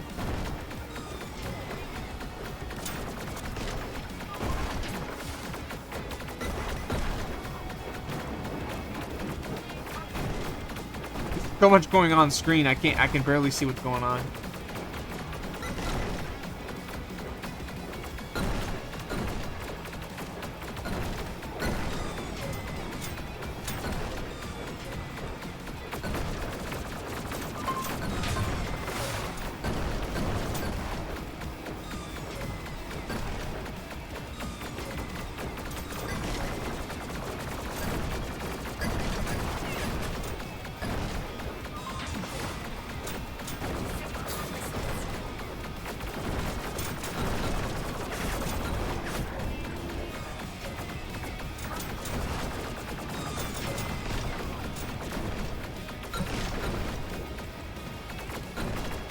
We've got comms back, but we're unable to track you through the storm.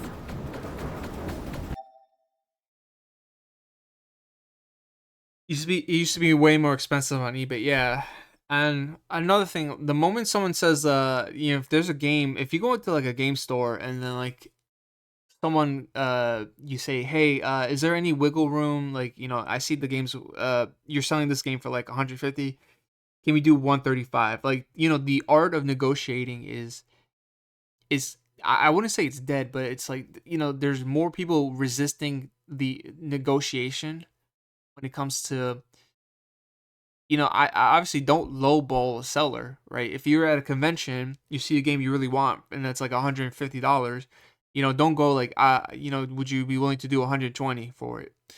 Obviously, I've seen people like not willing to even negotiate $5 on eBay. There's games that I really wanted, and for example, like I actually wanted to buy Croc: The Legend of Gabos for PlayStation One, and the price for it goes for like $25. So the guy sells it for $25 on eBay.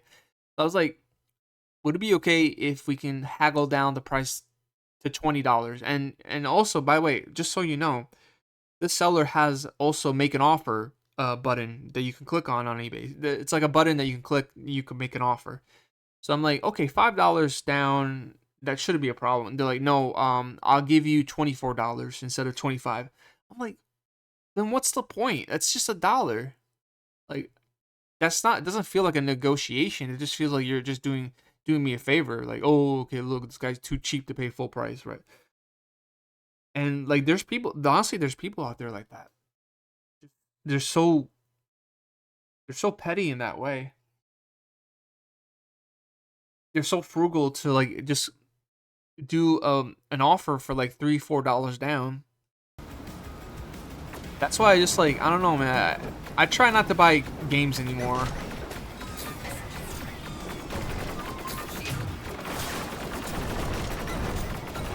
Like the last game that I bought was Star Fox 2 for Super Nintendo, but that's a game that Nintendo never released. So I was able to find someone that made the game custom made.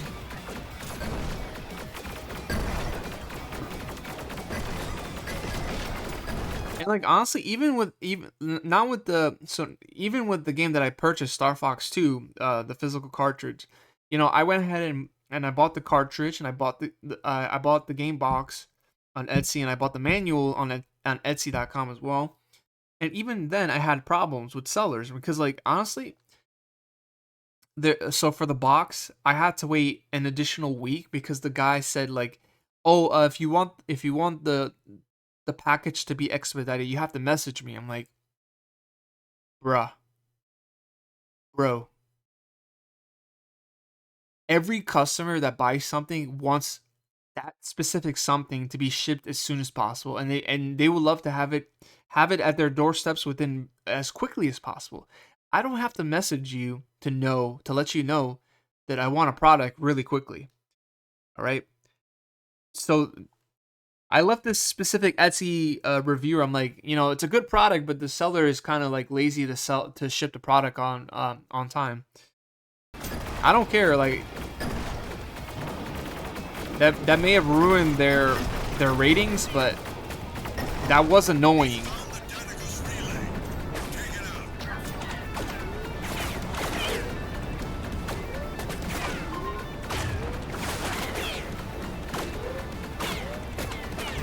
Where am I shooting?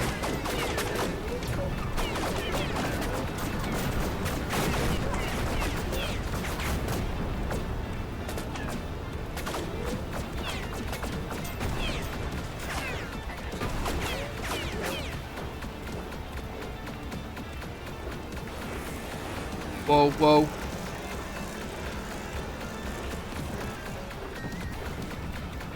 Incoming missiles detected. Let's get it. Lock and load. I see it.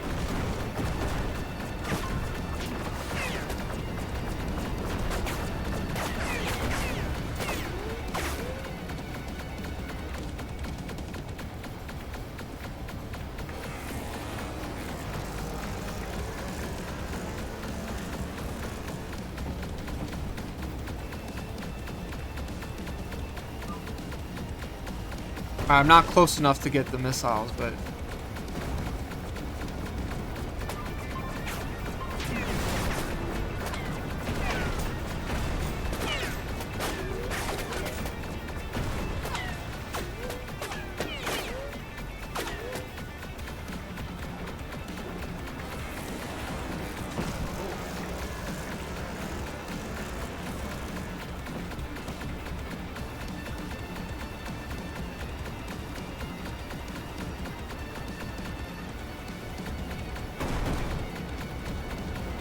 oh, I see the other one.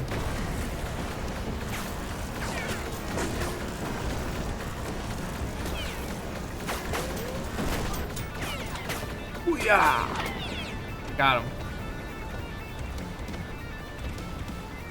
Thank you, Kyle. Thanks for lurking. I appreciate it, man.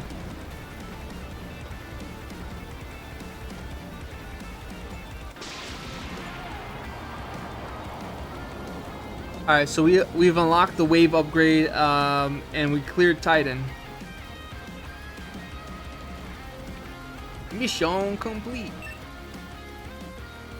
Dude, I gotta put this game down as like one of the best games I played on stream. Titan launch window achieved. Acknowledged. Wait, there's nothing out here? Where's the control ship? Where's the Armada? Arrow, reset your trajectory for Earth perimeter. We're going to jump you home. No, this can't have been for nothing. Oh my god, this was the bad ending. I don't understand. The Argus core cruiser broke orbit shortly before you hit the ionosphere. No, man, don't tell me this was the bad ending. Where is it?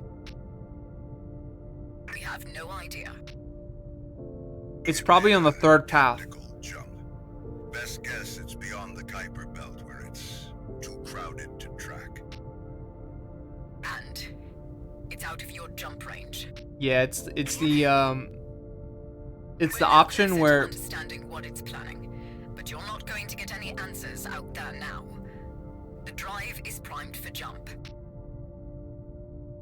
Dr. Mason? Does this nausea... disorientation...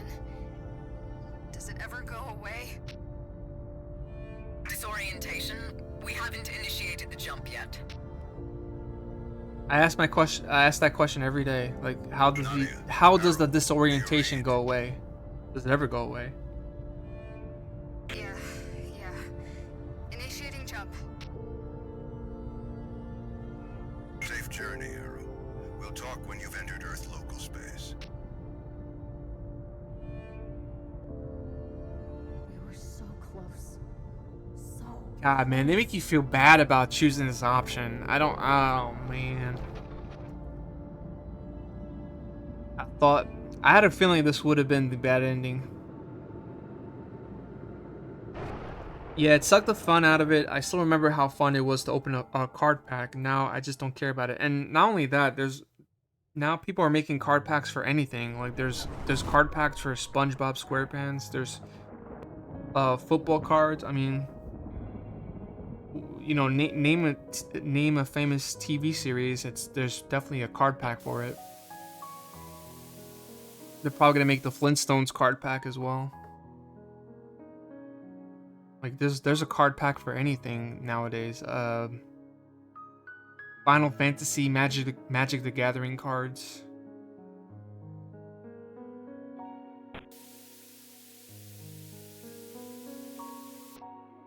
I think there's a Final Fantasy Magic the Gathering card that's like worth $80,000 because it's numbered. There's like 77 of them in the world only. Guys, I want you to know something.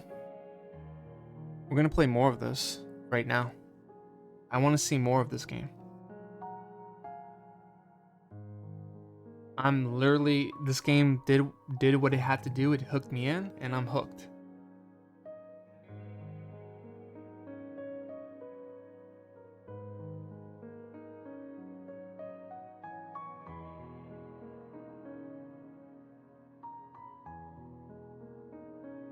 I wonder what's going on in the background. Is that supposed to look like that, or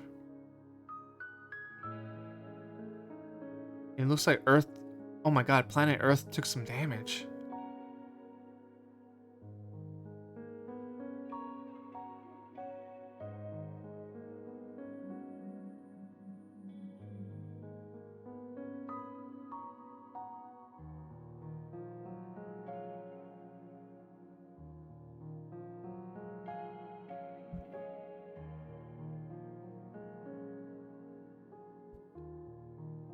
Yeah, we're approaching 2 hours in the stream, and I want to thank everyone that's here so far.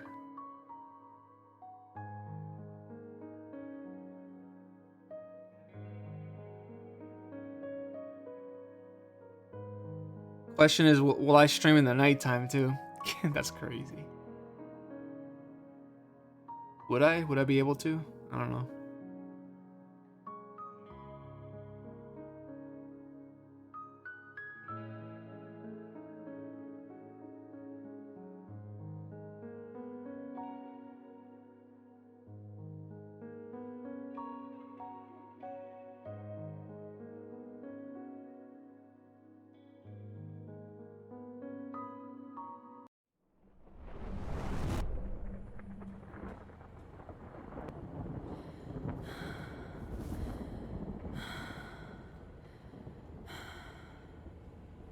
Yeah, we're back.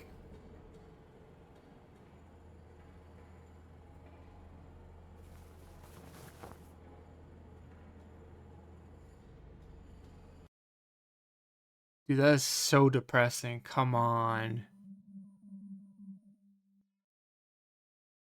Come on, dude. Like, okay, we didn't achieve the objective. I get that. But we tried.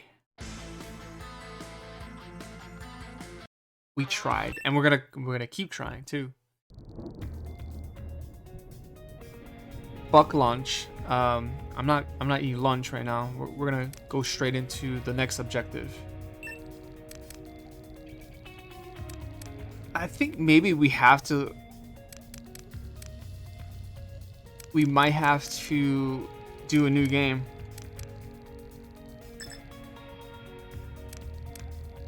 No, yeah, we have to make a new game, yeah.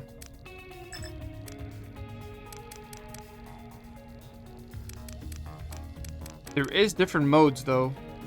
But let's do a new game. It's been 3 years since the world. We're not gonna watch the cutscenes. We already watched the cutscenes, so let's just keep moving. It was Argus. We're 72 hours from launch, Nadia. One last chance to use the simulator and go through the motions. We have to, yeah, we could skip the tutorial. Okay, good.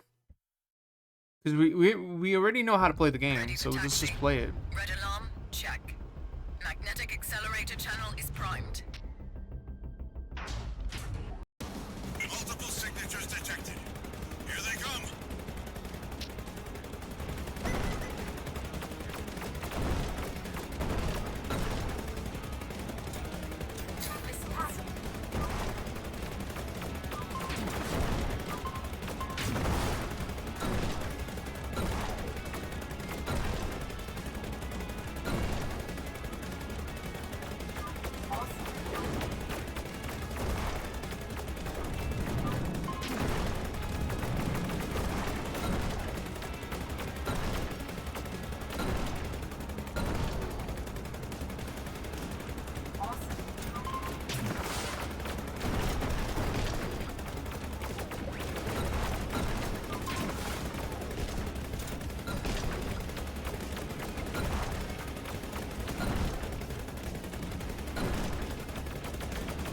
Oh, come on, I could not get that.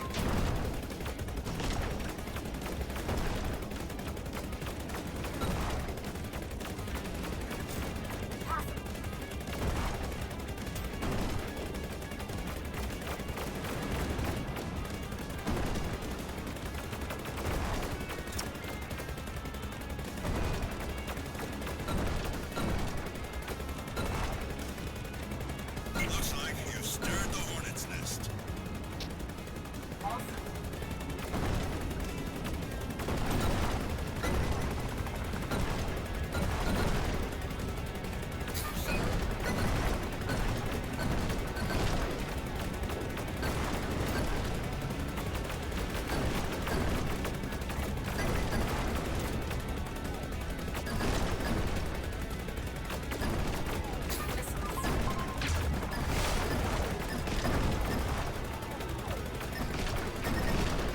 Stay alert. Remember to barrel roll to parry shots.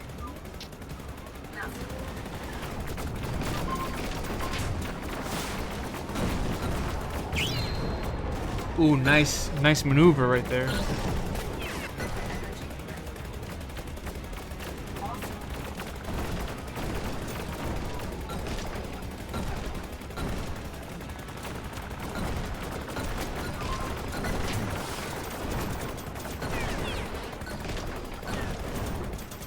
Stratus inbound. Go for the engines, but avoid the jet wash.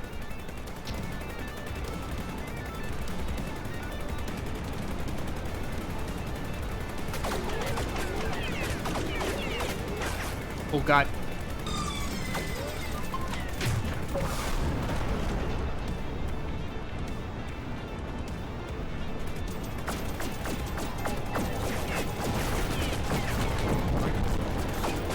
I'm gonna die. Fuck.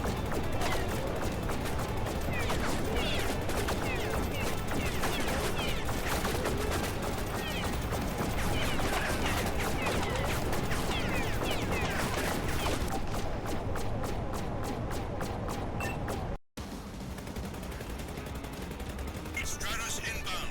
I was not paying attention to my health. You know, honestly, when you go into first-person view, you don't really see much of your health. You can see on the side, but like you're more focused in on the first-person view.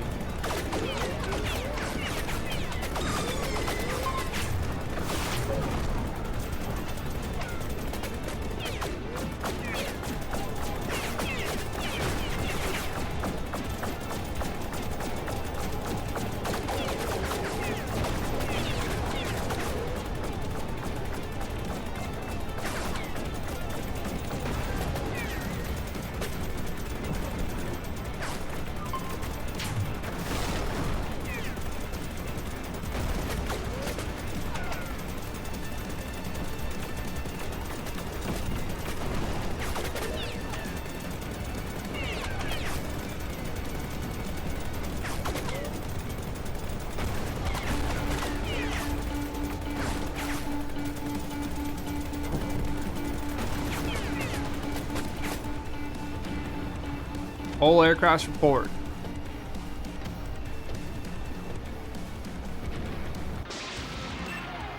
Nice.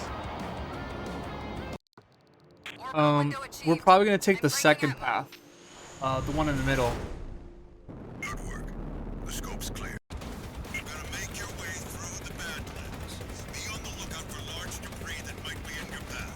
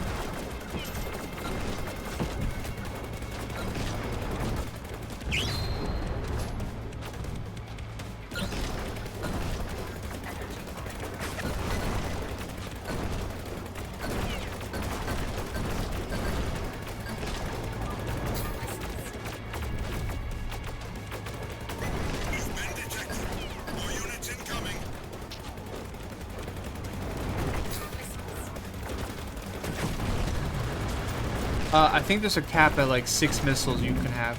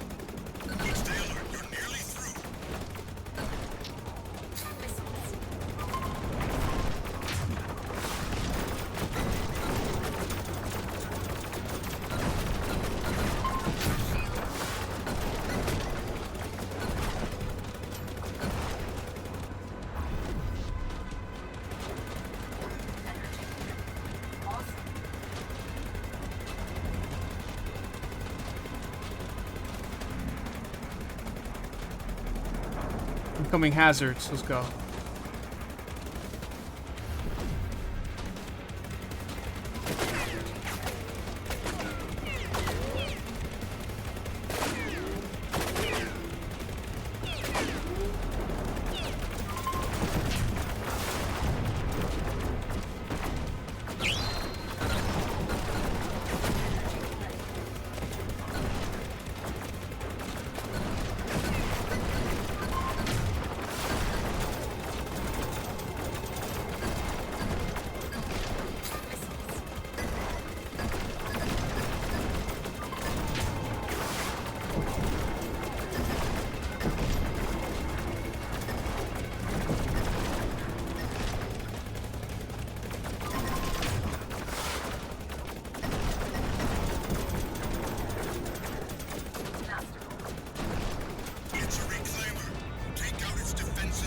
The Reclaimer has come to claim things.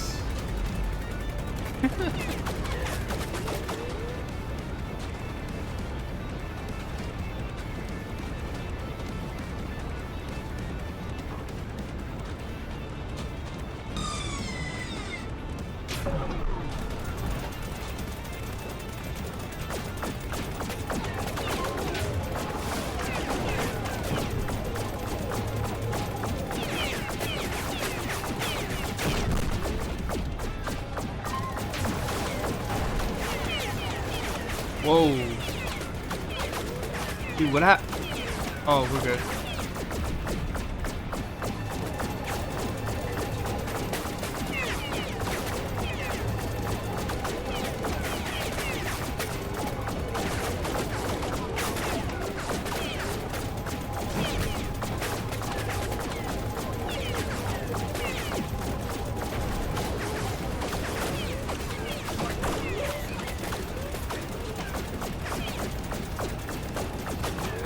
Please just don't kill me.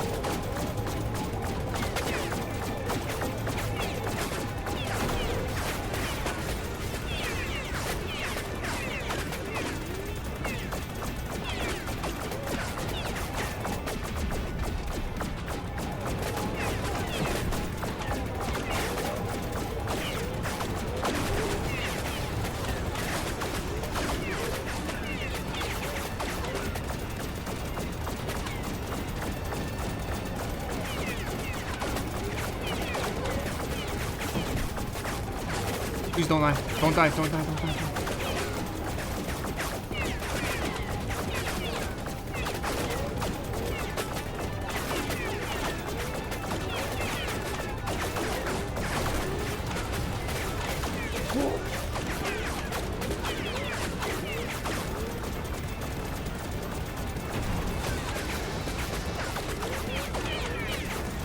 Stay in the middle. Stay in the middle.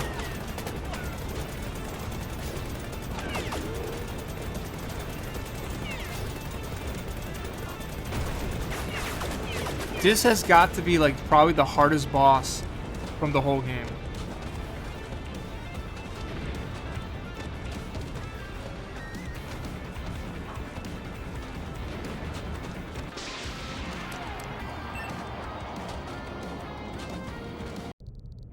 I mean, we get some module points as each level we do. I guess we're upgrading our aircraft as we go. And this is the pivotal part of the game where you have to choose a specific path. So we took the path where we attacked the manufacturer, and that didn't really work well for us. So now we're going with the second path.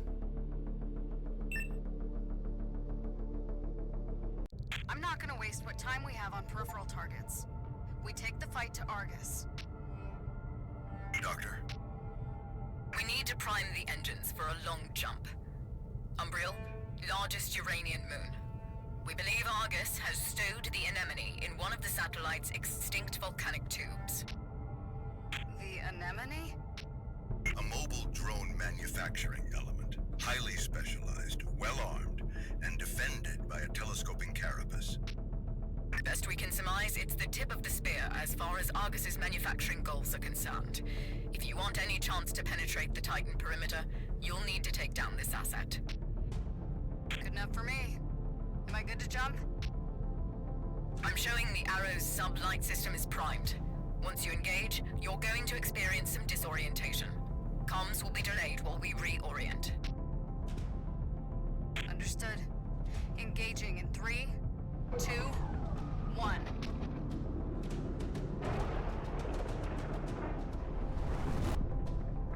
Alright, new planet. Do you read? Yeah. That isn't going to get any easier, is it? You'll get used to it. Target trajectory set. Received. Reorienting for full burn.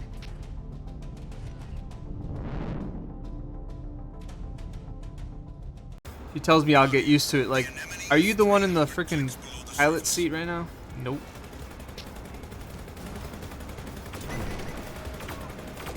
What is this?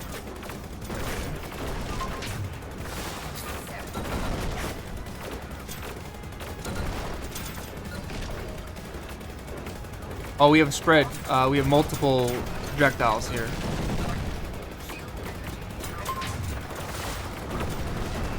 My health is really bad off the riff.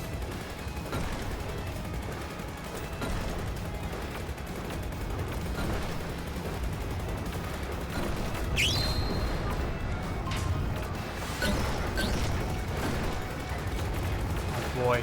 It's gonna get harder as we go.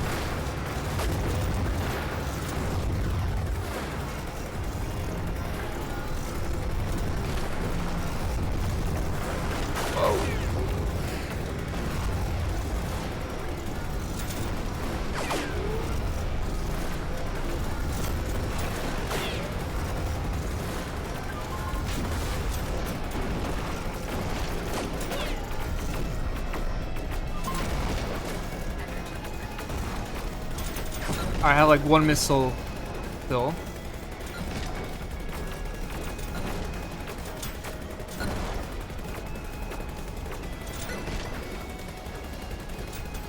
+4. Got that. We got +4 missiles right there, so we're good with that.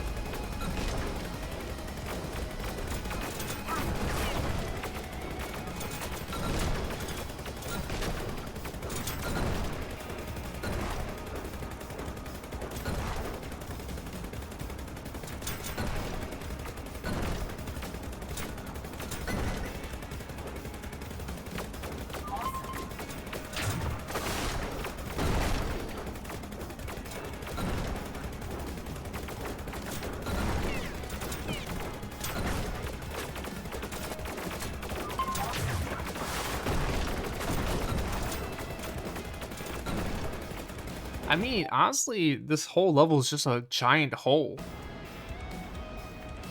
Not really something inspiring, but I guess there's just a lot of enemies thrown at you as you go down.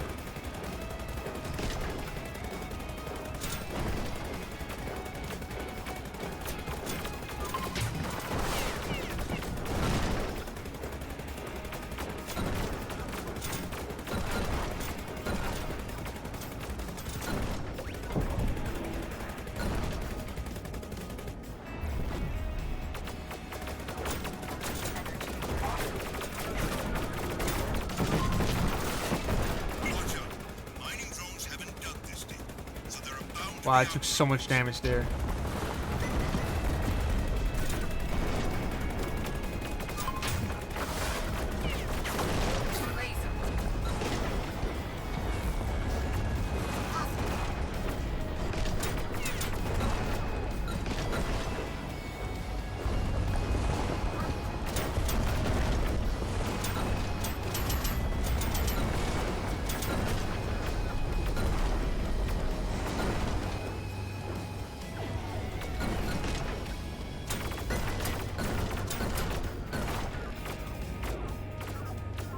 Dude, I could not get those freaking lasers.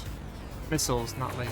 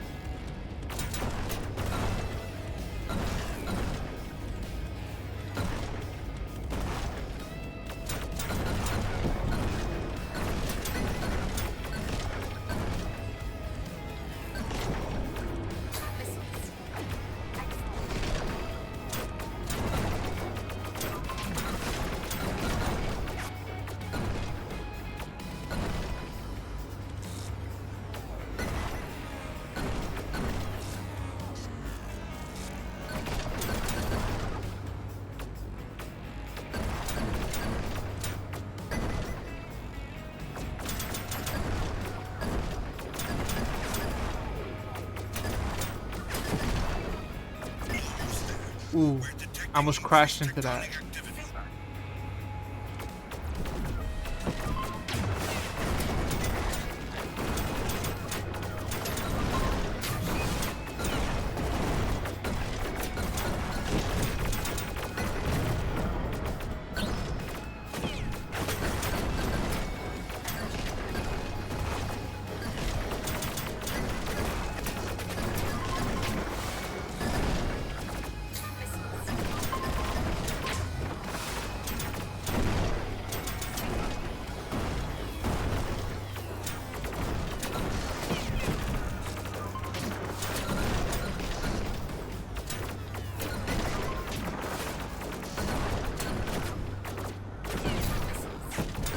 Detecting a massive signal.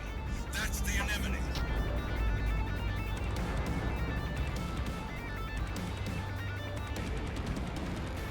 Oh no, here we go again. Oh my god.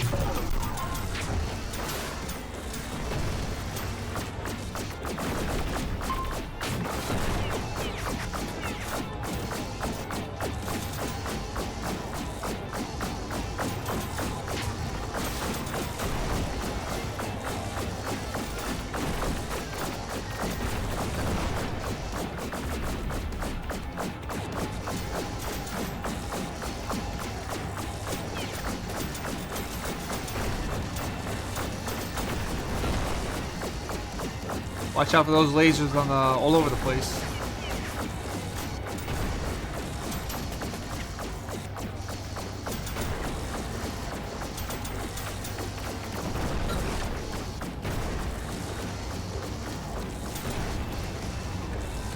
Whoa!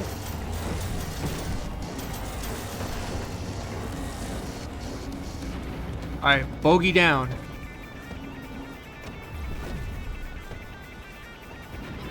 Wasn't too bad.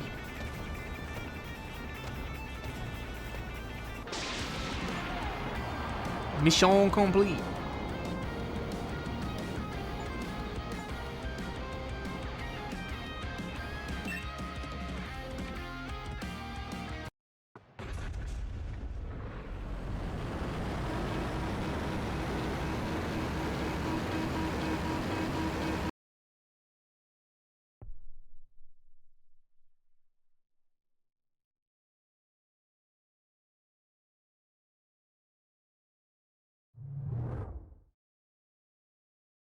I gotta say, like, Nadia's a really badass Zero. female The enemy is protagonist. neutralized.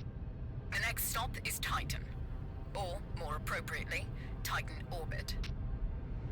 Yeah, Titan is the final place. You found Argus? That's there's not a lot of levels in Correct. this game, The but Argus there's core different cruiser is in orbit, different branches so to we've go. plotted a trajectory that will land you right in its backyard. It's heavily fortified, and you will like.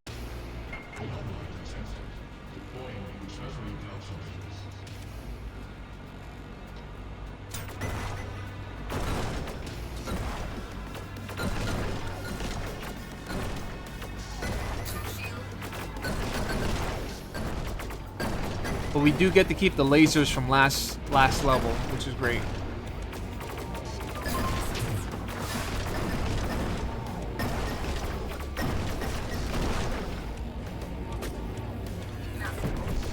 Wow.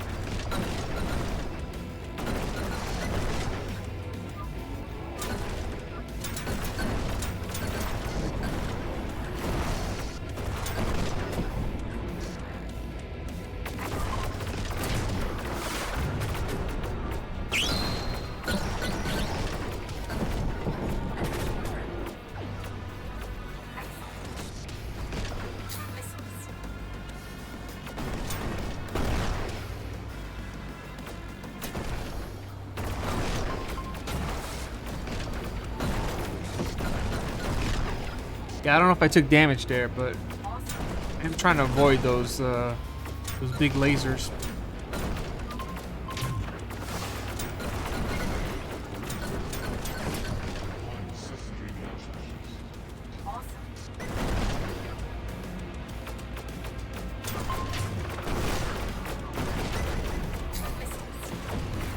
Whoa.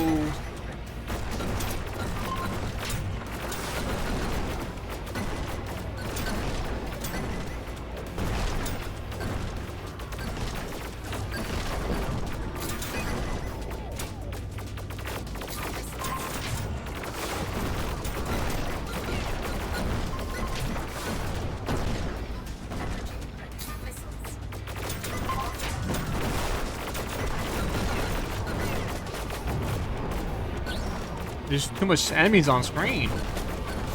Coming out all over the place.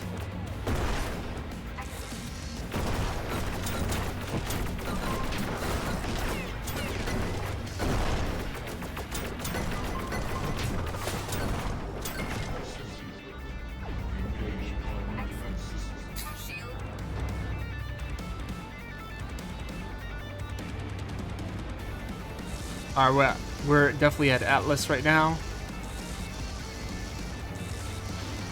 Oh god.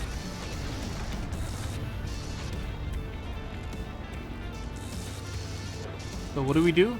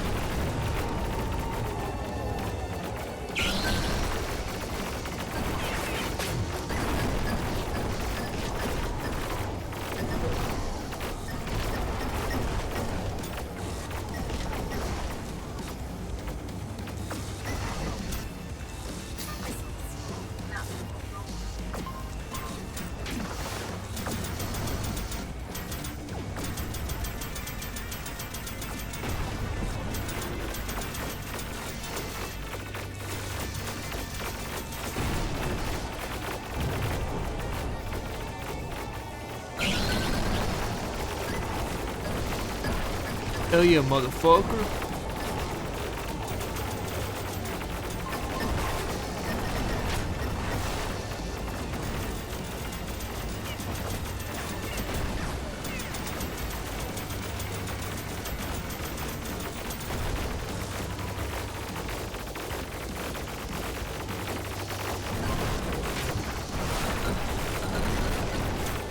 There's so much going on, I can barely see what's happening, to be honest.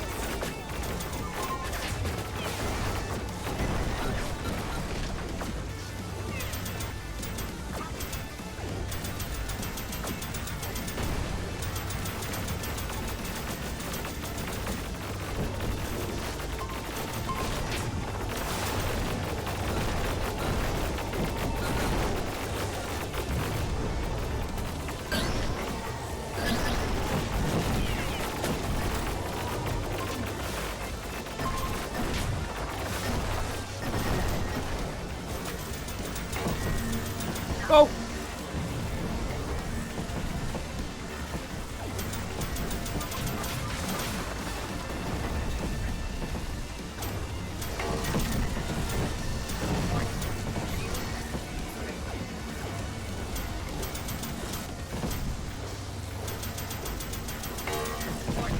I don't know where to...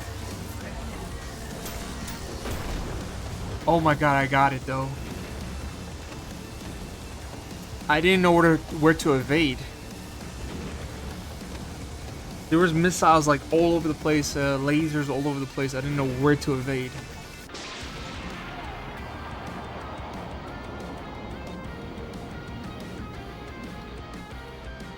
So we took down the carrier.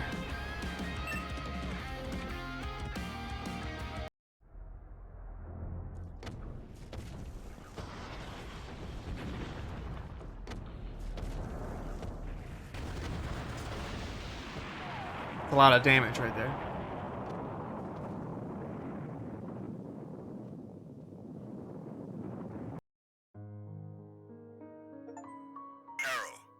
depot facility. Do you read? I'm not reading any telemetry from the sublight drive. No.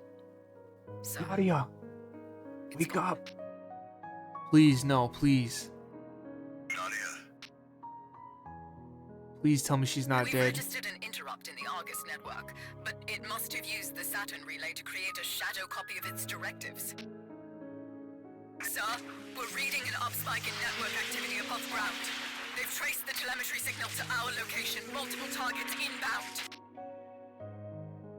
lock down the launch channel. Initiate emergency evacuation procedure.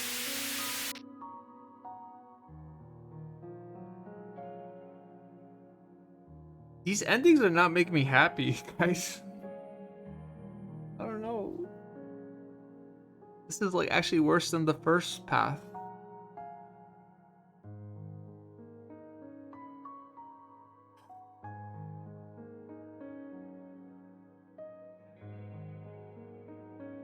This is not good. Like I'm thinking to myself, did she die or something? Or please tell me she did not die. I worked too hard. I worked too hard to make sure she survived through it all.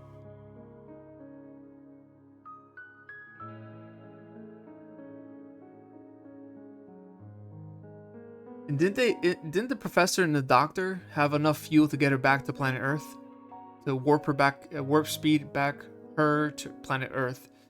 Didn't they have enough fuel for that? That fuel, you know, is what they needed to get her back to planet Earth. But it shows here in a cutscene that she's not responsive. Which I don't know how to feel about this right now. These endings are pretty bleak. They make you feel hopeless.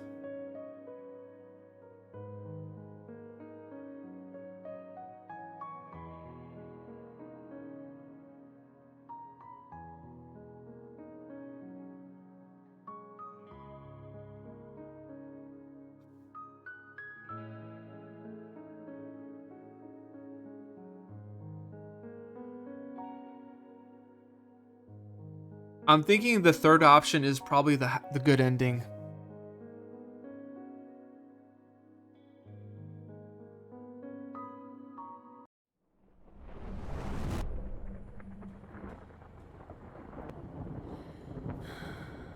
Okay, she is alive. I think she lost consciousness. That's what happened. Okay.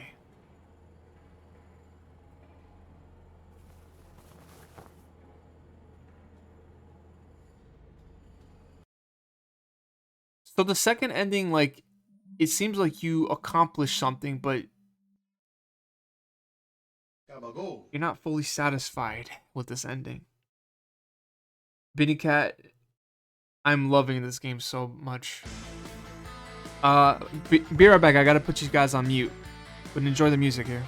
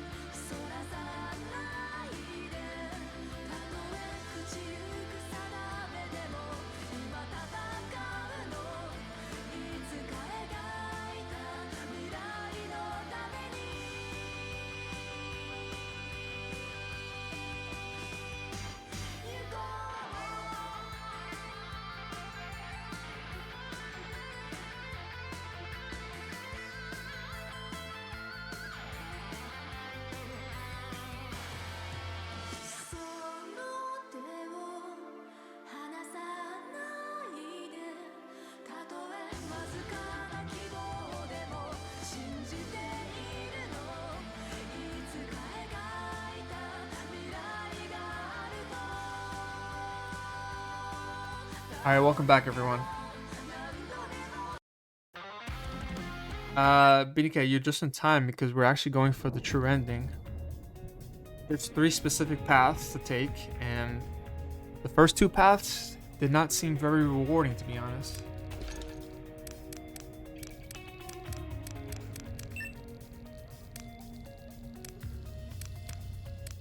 Oh, we got... Oh! The Raven. I will... Is there a bird? Like... Not a hawk. I don't want to be a hawk. I would go with the Raven.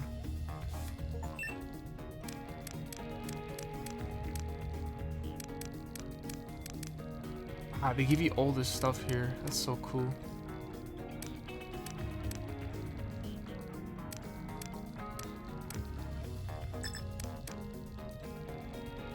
Now we are officially the Spirit Strikers. Alright, so the DMX01, what is this about? Maneuverability and speed. The drift recharge rate is better.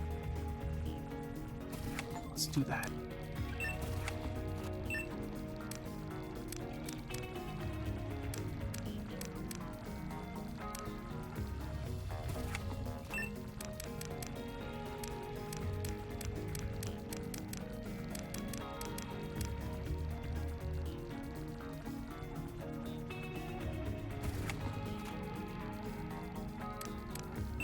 What does the trim do? Oh, just different type of color here. Okay. Let's go with red because, like, you know, my whole color scheme on Twitch and YouTube is red. Let's do that.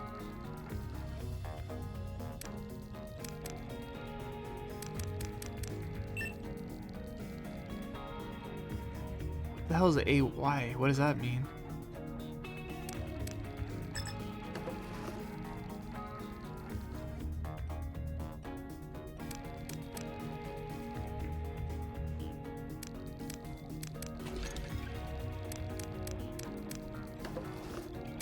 Alright.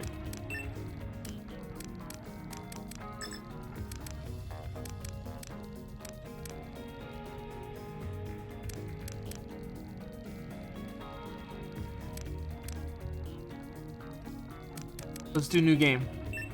One last time. It's been 3 years since. But yeah, I'm gonna put this as one of the best games that I played. The only problem with this game is that it is kind of short.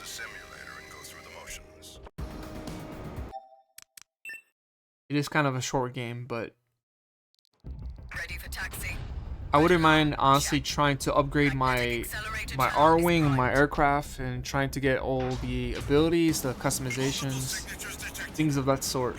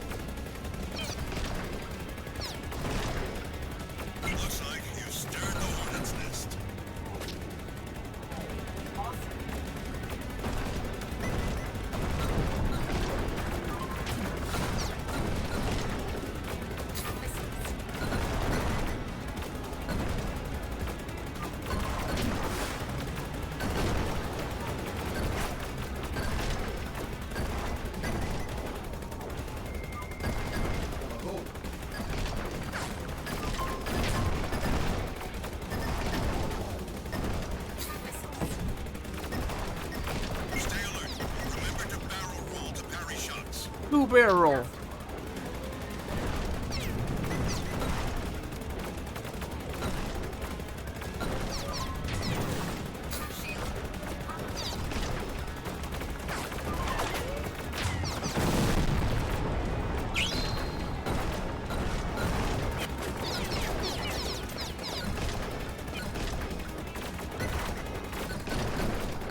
Stratus inbound.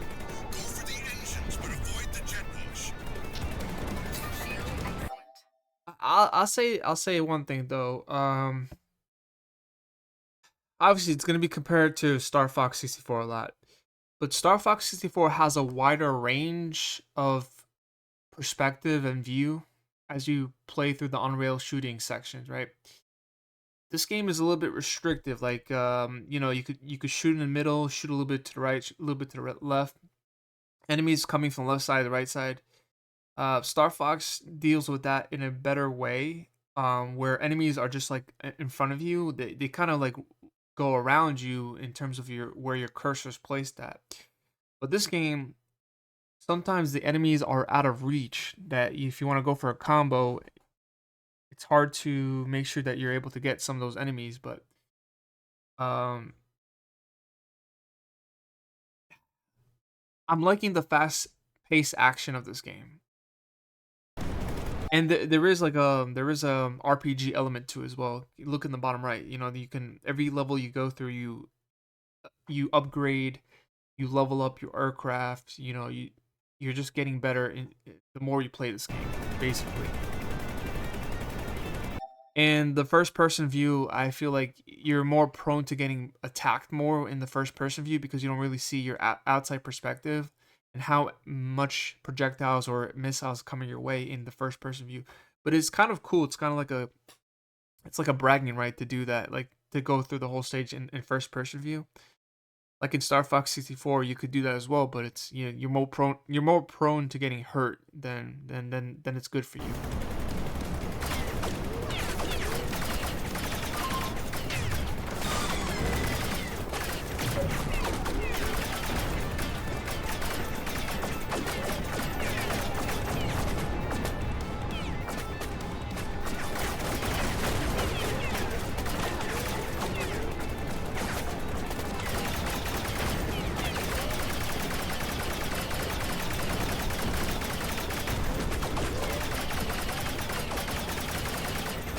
And like this section right here kind of reminds me of like that Crash Bandicoot 3 boss battle with Noxide. I forgot his name. Noxide.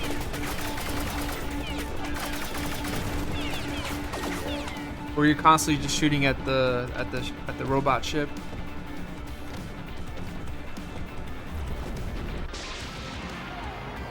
Mission complete. Yeah, the modulus points is basically your speed, your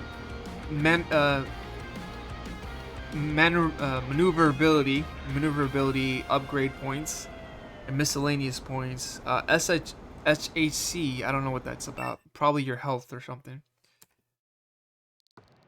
Orbital window achieved. I'm breaking atmo.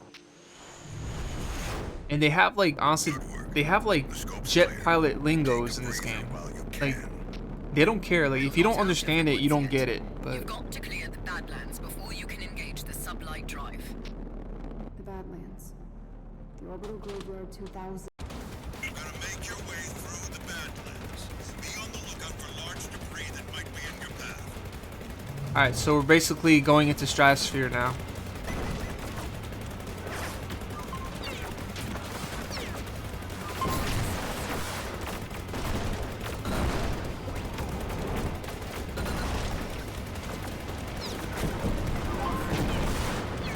Yeah, I just took a lot of damage in the first person view.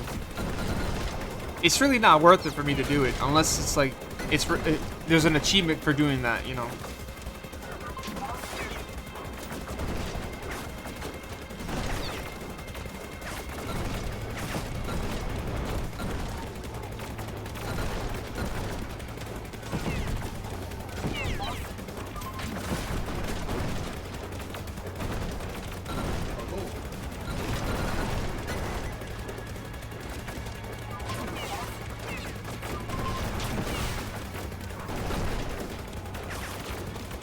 I couldn't get that missile, unfortunately. More units incoming.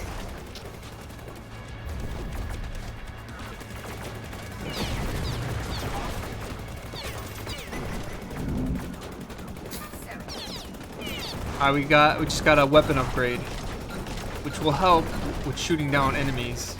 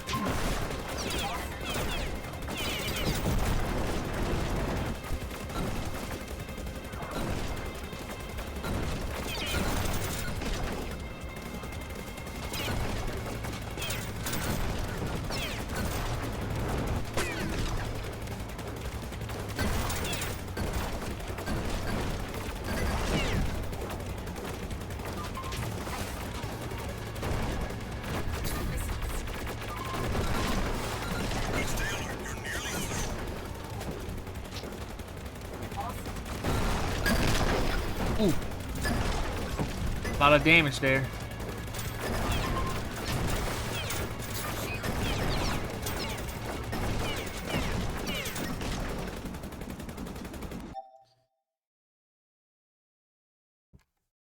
Always, short games should not be seen. Yeah, yeah, I remember we talked about that before. No, it's fine. You see, when I say it's a short game, I just want more of it. Um, that's a good thing. Honestly, what they have here is a good thing. This is a good game. I think this game was like $20. I'm not sure how much it costs, but that's fair enough, you know. I think $20 for this kind of game, $15, $20 was definitely a good price point for this type of game here. I think indie games in general, I think the $15 to $20 mark is really really okay for a lot of indie games.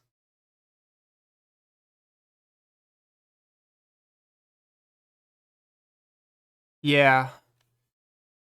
Not only that, you know, it's good for a game not to hog up all your time, but when you're finished with it, they give you like a bonus, like more things to do later on if you know, like end game content, bonus content or replayability. Like I see myself trying to get better at these levels, play more of it. But I think each playthrough was about like 4 stages each time. So there's, you know, in Star Fox 64 there was about 6 to 7 stages every run that you did. So I would have preferred just having like at least more levels to get through in each run. Always cool when a game knows who it's meant for and doesn't dumb itself down for those who aren't in the know. Yeah. Yeah, I mean, I wish I kind of understood. I mean, I'm gonna have to like look up some of these lingos and terminologies, right? But that's okay. The immersion is there.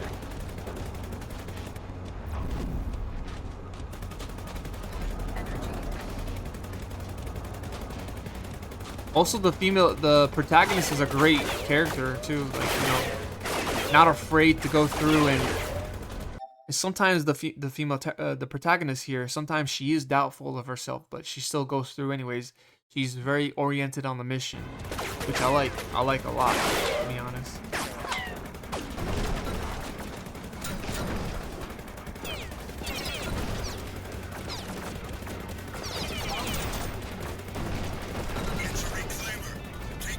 Oh no, it's the Reclaimer coming in to claim the claiming of the claimation. Claimers.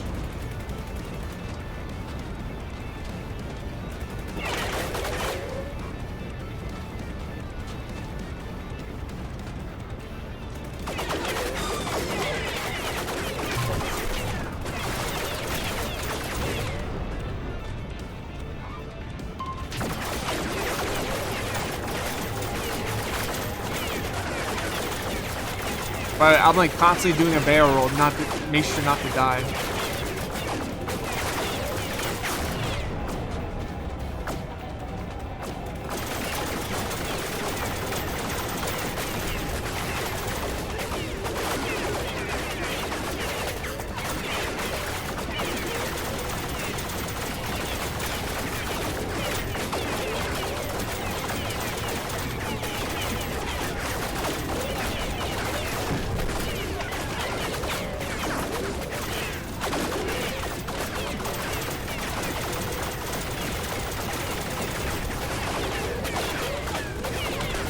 Ooh, damn, that's bad.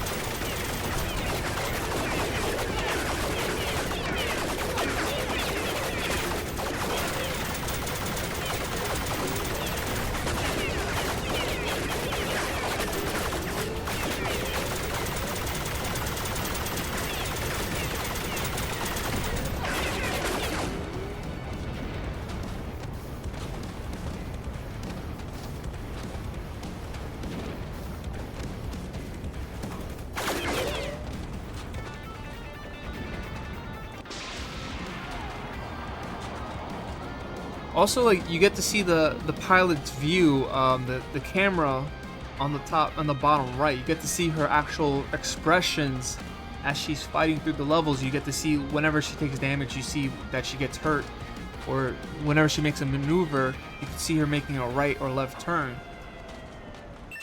It would have been nice if, like, Nadia, the protagonist here, if she had some like crew members with her, like, you know, kind of like Star Fox, but she's like a solo. She's a solo pilot. She's doing this on her own. Not a lot of demand for payload pilots out here. Argus has strategic installations among the So we're about to make a decision right now. We have to make a decision with this. So we just did the first two pathways: attack the manufacturing, attack the fleet. Now here's the third option, and this is what it says about the third option here. The third option will give you no ability to return home. Every other option you're able to, so you know, there's a good amount of like energy that the ship has that you're able to warp speed from planet to planet, because obviously if you were to fly just regularly, it would take months to get to specific planets. That's why you have to do warping, and the professor and the scientists have just enough fuel and speed for this pilot, this aircraft that you have, to go from planet to planet. But this third option, basically, it's like if you want to attack all the specific bases, you might not be able to return home, and this is where we're gonna go with. And they also warn you not to take this option too. We hit everything and don't stop until the job is done. Argus took over the Saturn relay Dodicos right before the war began. It was the primary communications relay for the Sol network, and Argus likely uses it to coordinate activities in the rest of the system. It used to orbit Titan, but Argus took it into the planet's A-ring because of its tactical value. Destroying that relay will empower Argus's ability to coordinate its drones, at least for a short time. I'm showing the Arrow's sublight system is primed. Once you engage, you're going to experience some disorientation. Comms will be delayed while we reorient. Understood. Engaging in 3, 2, 1. Man, this could have been a movie. Can we get a movie, please? I want a Rogue Flight movie. Please. Nadia, do you read? It's so action-packed. Jumps cause disorientation, not nausea. You're oriented on a planar approach to the A-ring. It's about to get crowded up there. Keep a cool head. Isn't disorientation the same as not having nausea? Was that a joke? Alright, here we go. It's somewhere in the main ring. Watch out for stray rocks.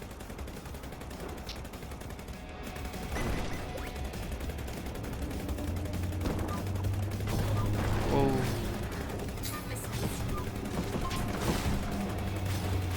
Dude, this is crazy. It's already hard. Right off the top.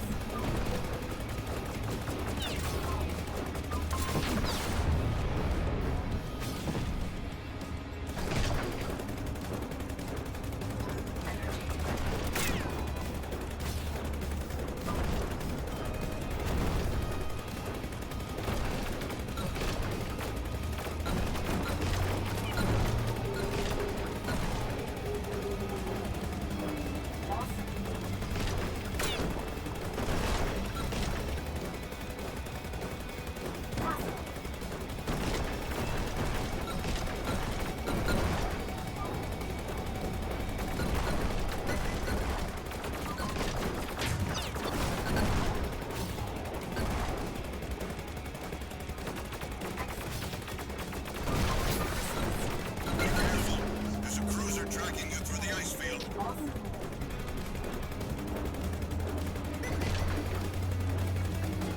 I gotta get that, whatever that is. Wow, what is this weapon here?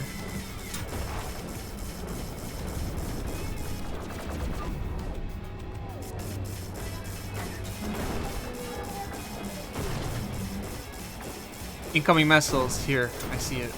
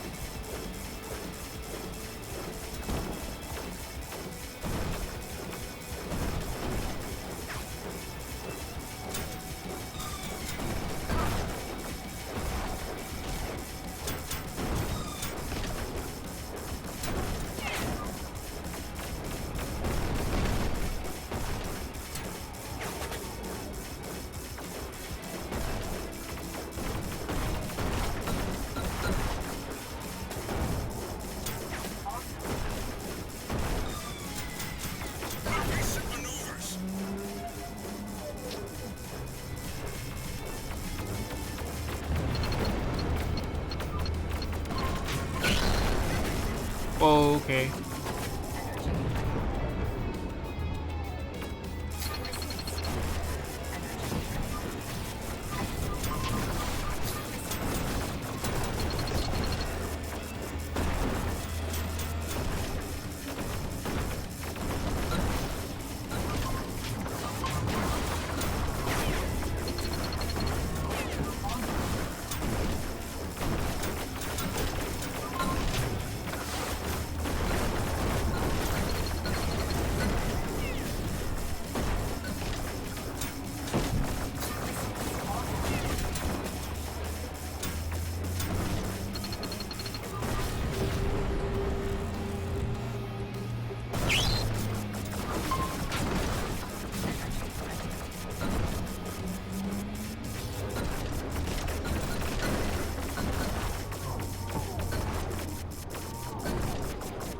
I gotta get those missiles, come on.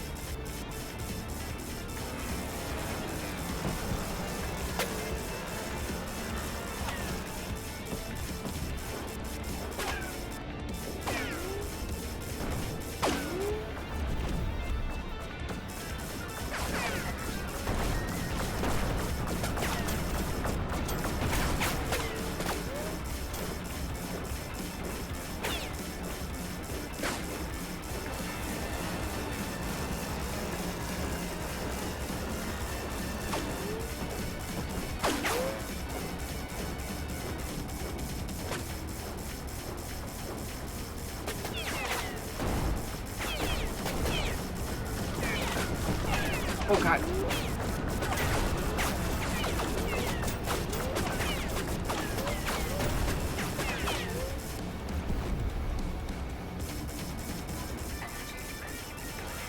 I'm at 42 health now.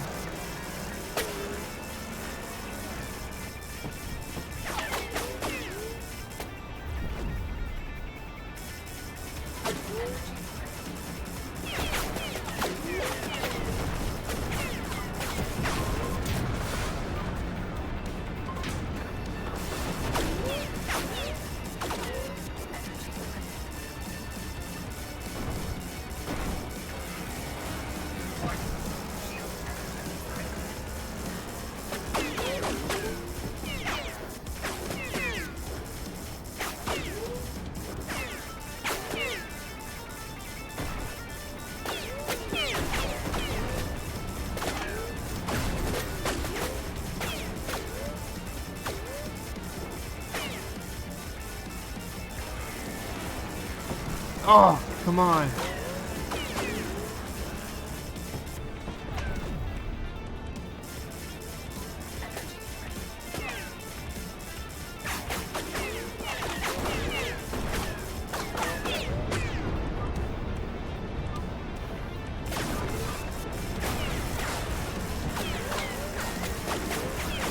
Alright, stay in the middle, I think.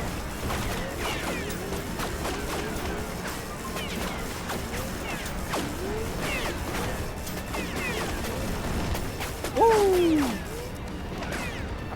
Oh my god, I had like 4 HP left. Holy crap.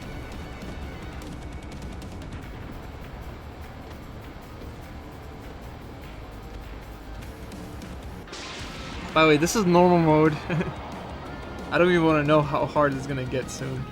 If I do expert mode or whatnot. I'm clear of the Alpha Ring. Nothing in pursuit. Argus is likely aware of you at this point, so we need to consider our strategy for a moment. What do you mean? With comms down, it's likely anticipating further attacks, so it's going to be shoring its defenses. Meaning we use this as an opportunity to take the fight to Io. Io, volcanic moon of Jupiter. A molten hell world where the Vulcan Forge processes the naturally occurring polysilicate isotopes. Oh yeah, we're going to the lava place. Okay. 100 clicks to the processor and visibility is 0. So in this path, they're making you go through the whole, every single planet. Which, okay, I'll go with that.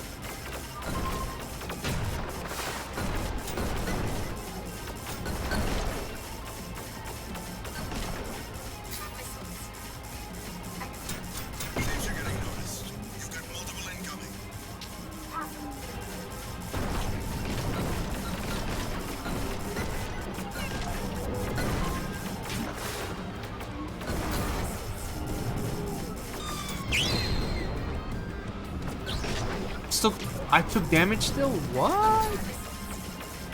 That was a maneuver.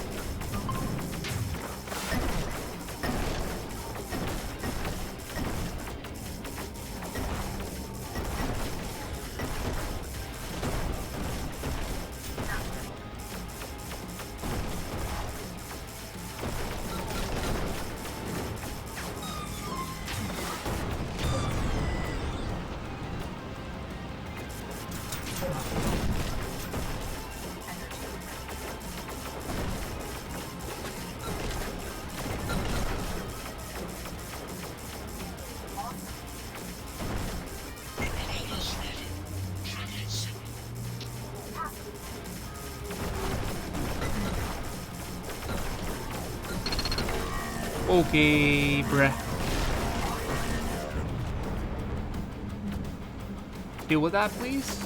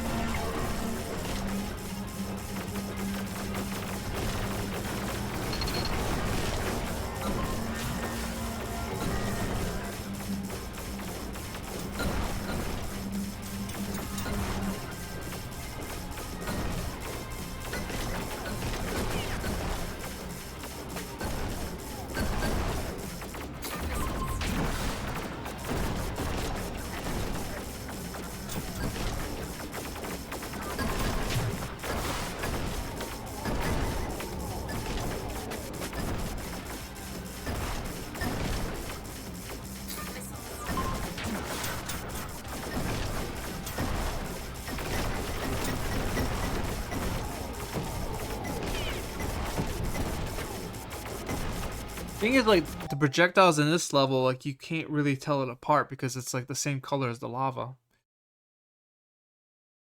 Yeah, Binny Cat, yeah, the portrait of the character, that's always like that made the difference for me for me to pick up this game. I know, like in Star Fox, you get to see the portraits of the characters, but you don't get to see like them actively shooting their weapons or taking damage. Like this is like a different type of approach here, and I like it a lot.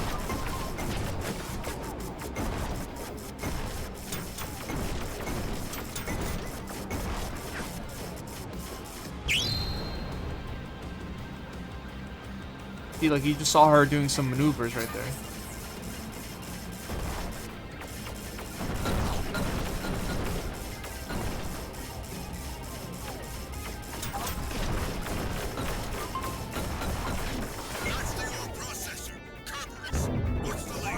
Uh-oh.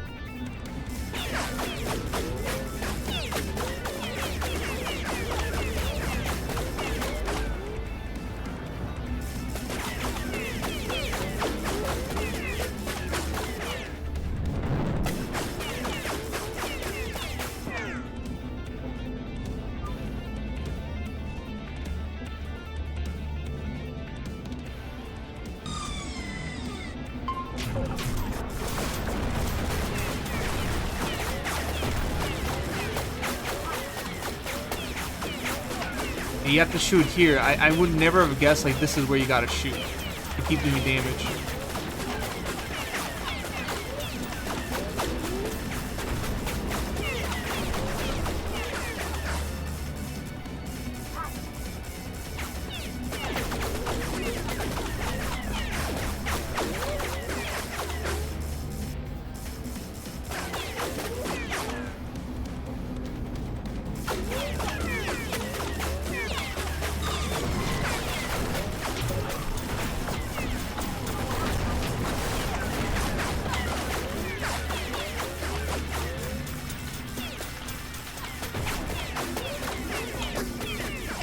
Yeah, it's gotta be like the...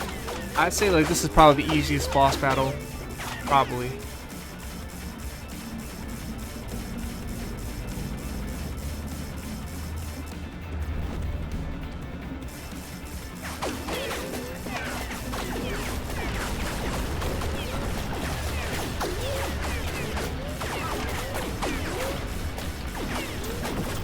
Ooh.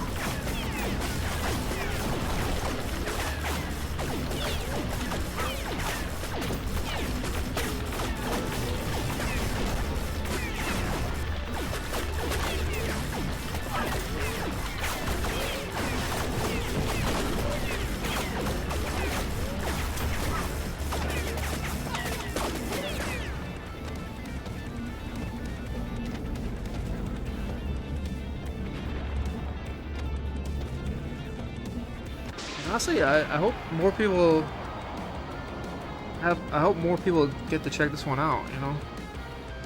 This game came out like 2 years ago, but never too late to check out a game, you know? Arrow, do you read? Roger. Leaving the IO perimeter now. Good work.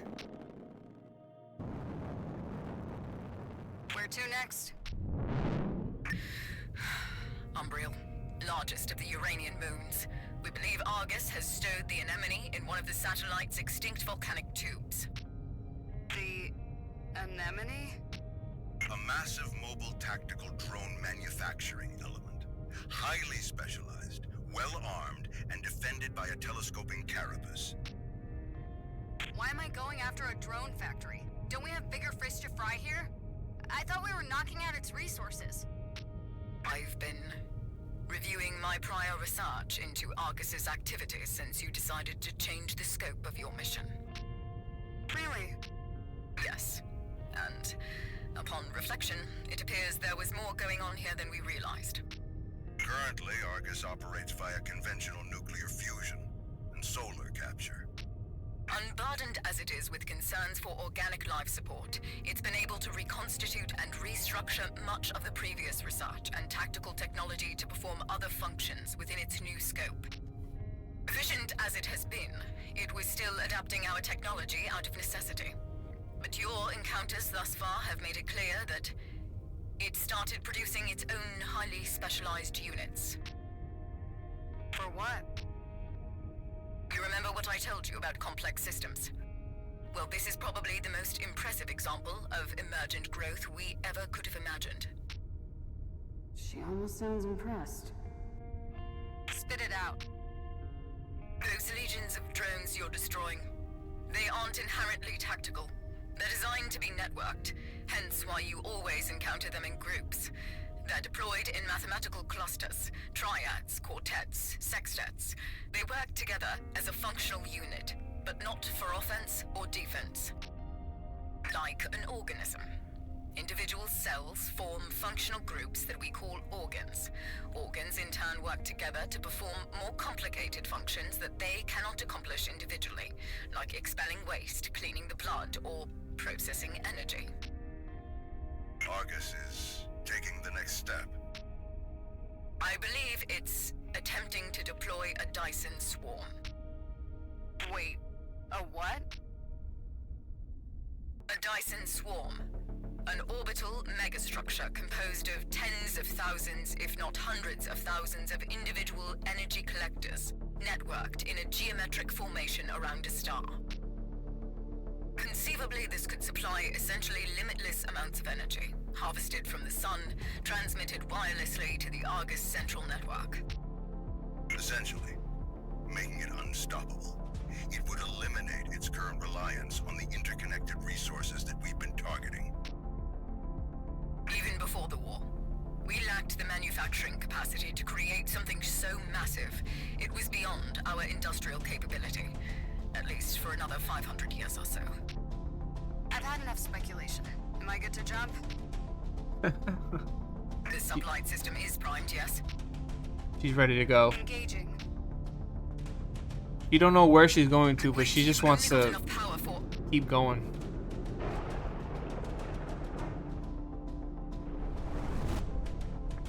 Arrow, do you read? Like hell, chumps don't cause nausea. Maybe Dr. Mason isn't used to human feelings. Yeah. That isn't gonna get any easier, is it? Well, you've only enough charge remaining for one jump. For the best, then. She has one more jump to, in order to warp speed. She has one left to do. Reorienting for full burn. We're taking the road of no return.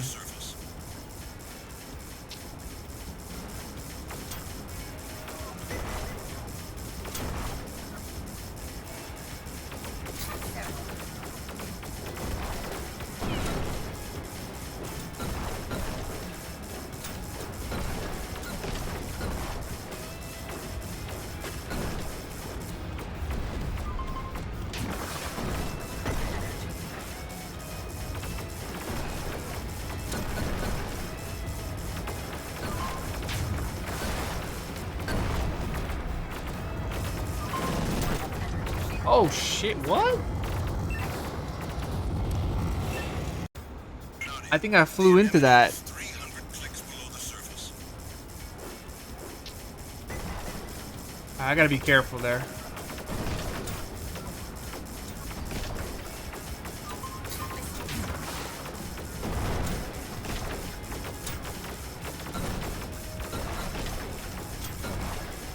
You see, the thing is, like, when you speed boost yourself, like you're not prone to, you're not immune to dodging lasers or missiles. Like you could speed right into that.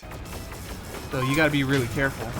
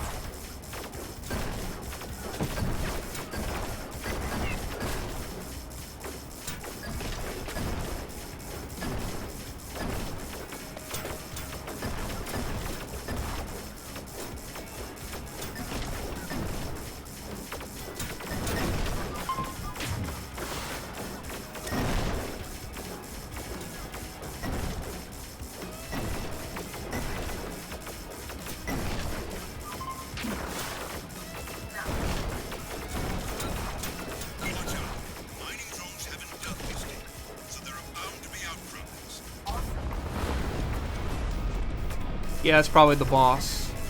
Coming soon.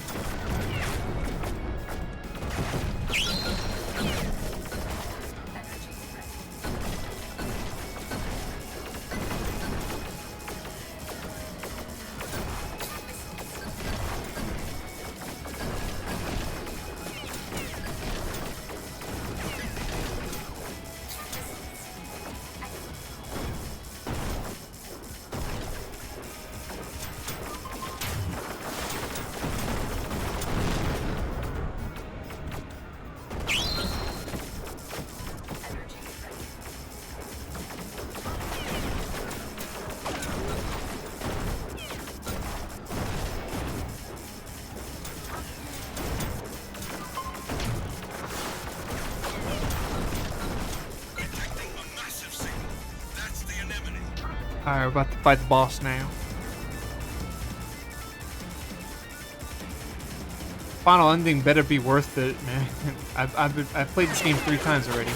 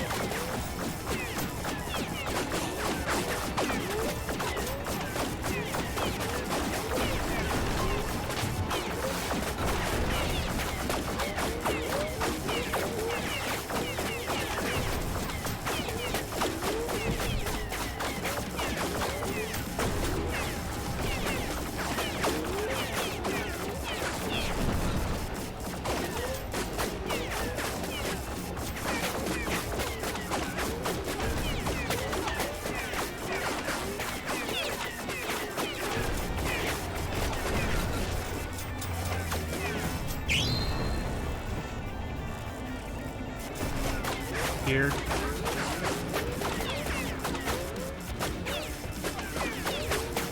Oh, it's done. It's over.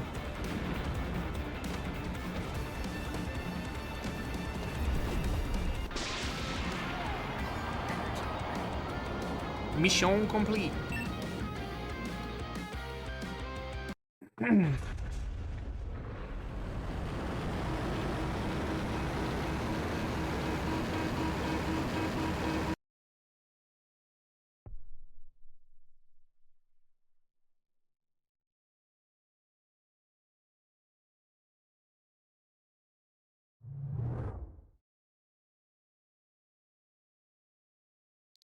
This is Arrow Actual. We read you. The anemone is neutralized. The next stop is Titan. Back to Saturn? Correct. We've pinged the Argus core. I think Titan's the last level. I'm not sure We've though. plotted a trajectory that will land you on the far side. You'll need to make a suborbital approach beneath the moon's cloud layer to avoid detection. Then utilize the launch window on the opposite side to bring yourself in beneath the surveillance net. Our previous strategy relied on a transorbital approach, but that may be too risky. The moon's atmosphere is composed of storms of liquid methane. Our hope is that it gives you enough cover to sweep through relatively undetected. But make no mistake, visibility will be poor, and there is an enemy presence you will have to contend with. As long as it evens the odds. Am I good to jump? Correct. This will be your last jump, Arrow. Oh no. Confirmed. Engaging. She's not even scared. She's not even scared. Like, this is her final jump. This is her final chance. I've got visual on Titan. Adjusting trajectory Warp for speed back high-speed to atmospheric planet Earth. traversal.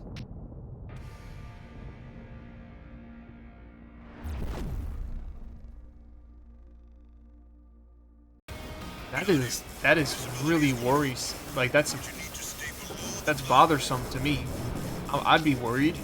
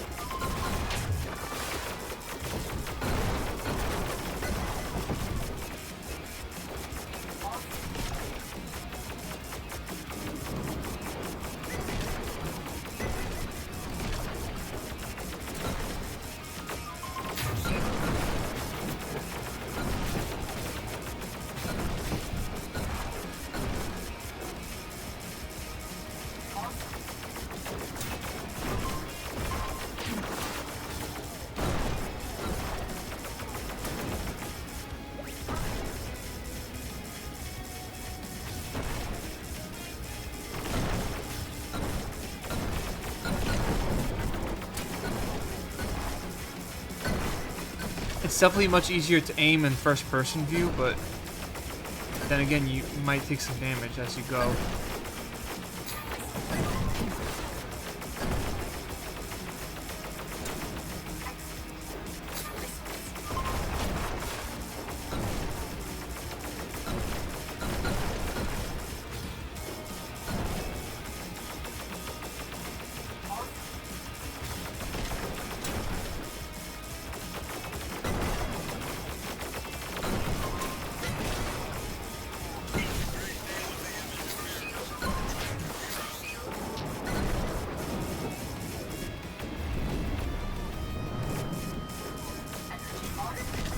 Down on that.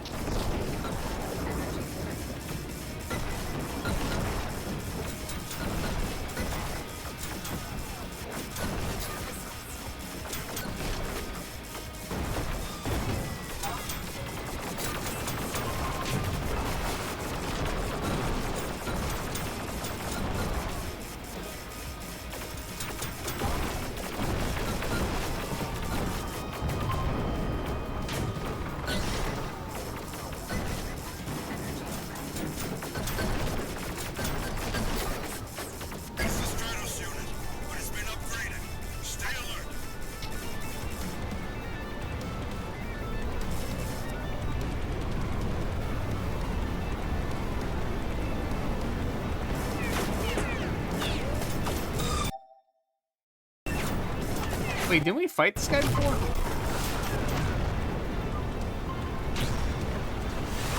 I thought we fought this guy before. It's weird.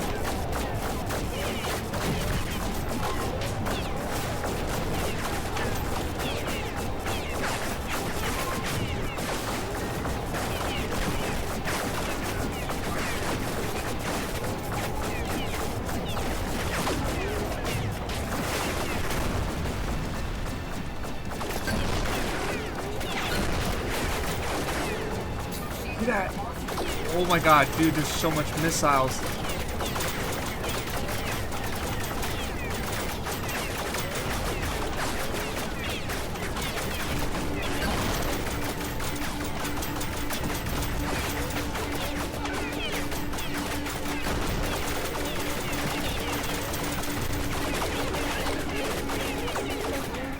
Get down.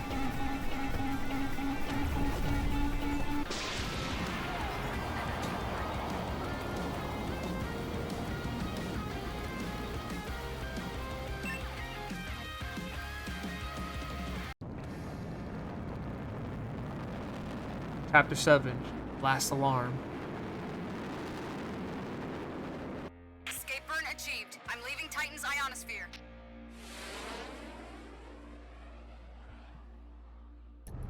I've got the Argus cruiser in geosync above your position.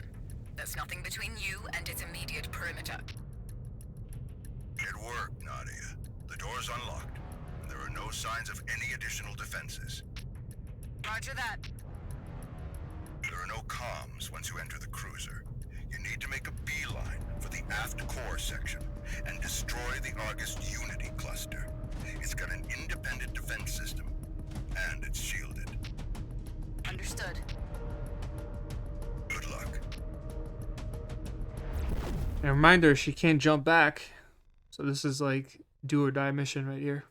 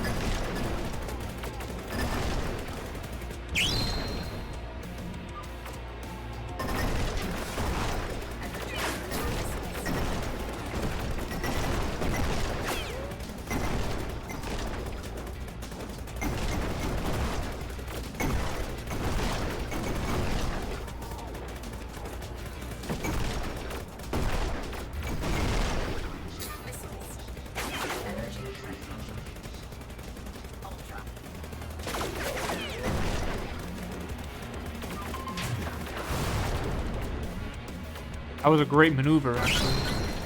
That was a good maneuver.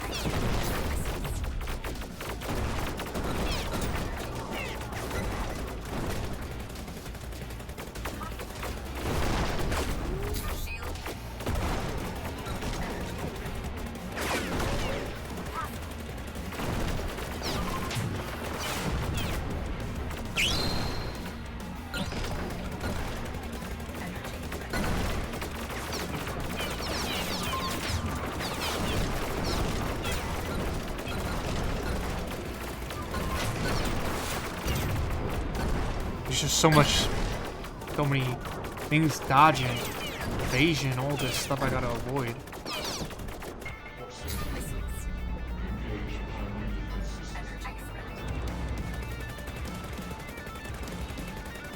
Argus. About to get serious, man.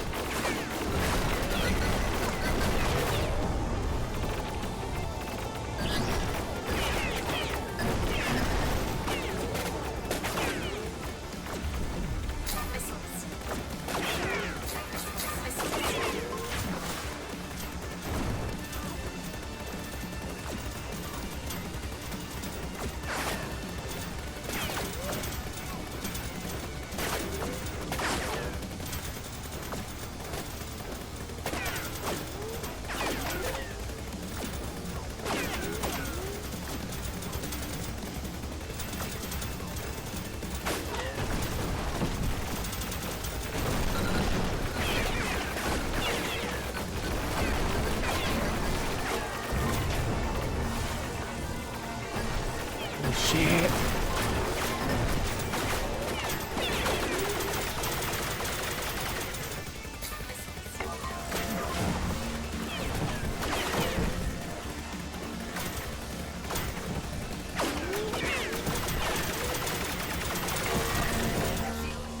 No! That is so cheap.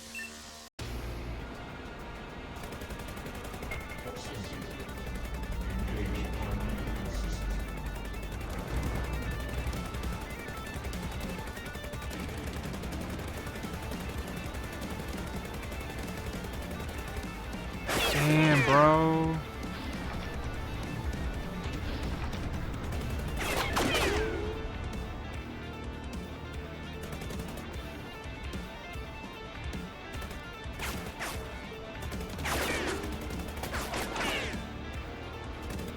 Man, that last part is just obnoxious.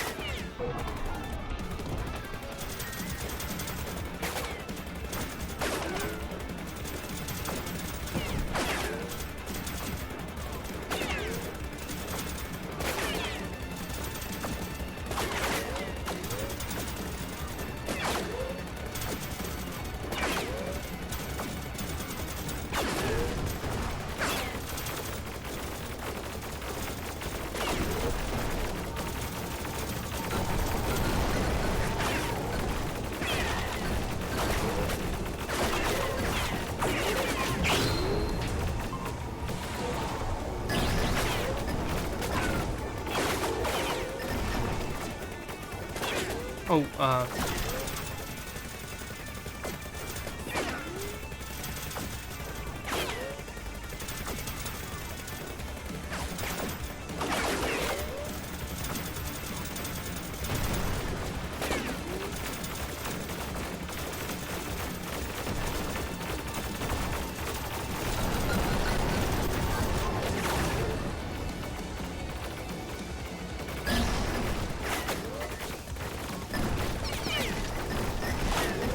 I need a shield. I need shields, like, really bad.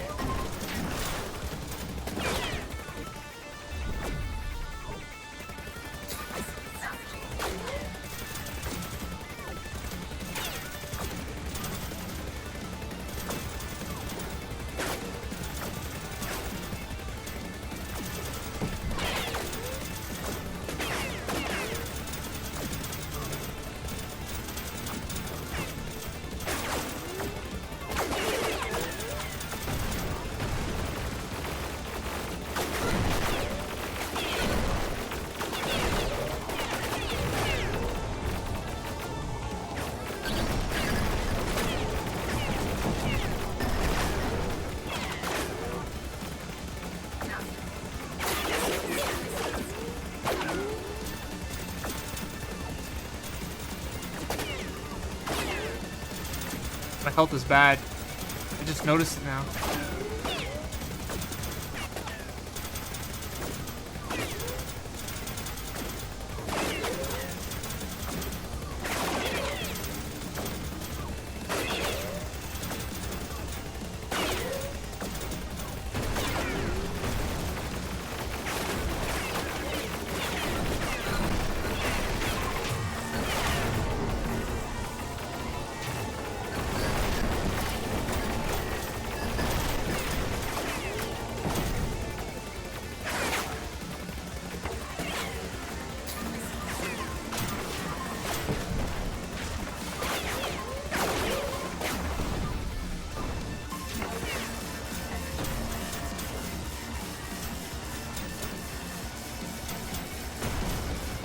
Got him.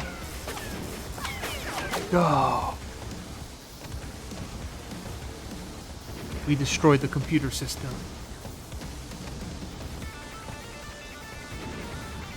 That was my last life, by the way, I think. This essentially is like expert mode. Please give me a good ending. I deserve one.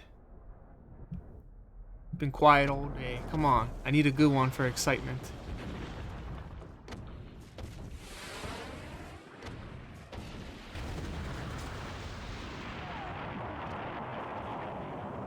She better survive this, man. I'm telling you, she better like not die.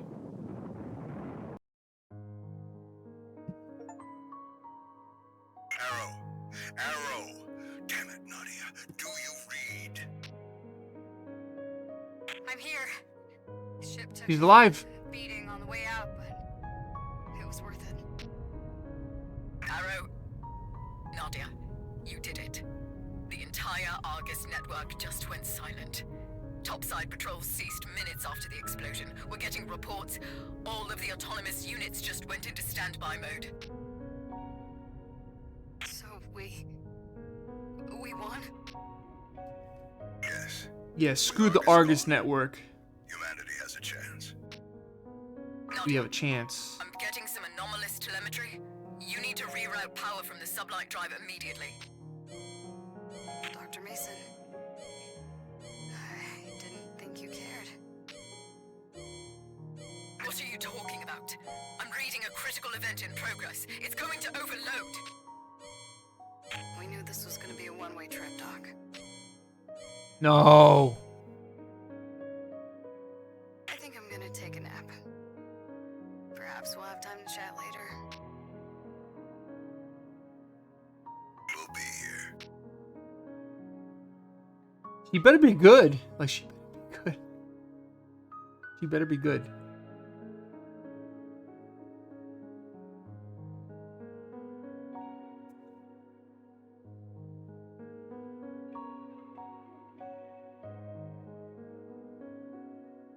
Please be alive.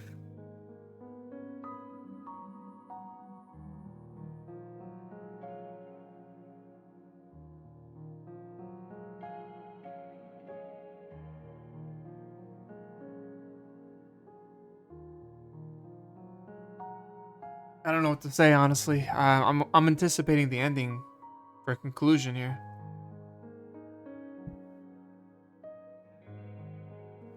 Excuse me.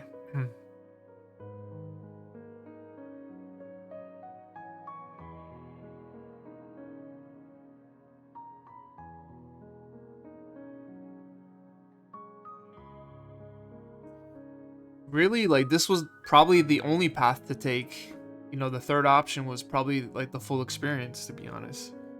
I had a feeling it would be the full experience of the game, but I wanted to check out all the paths anyways. See the different types of endings in this game.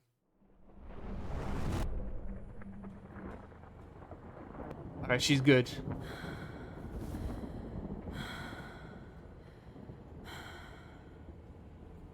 So she did actually have enough juice to come back to planet Earth.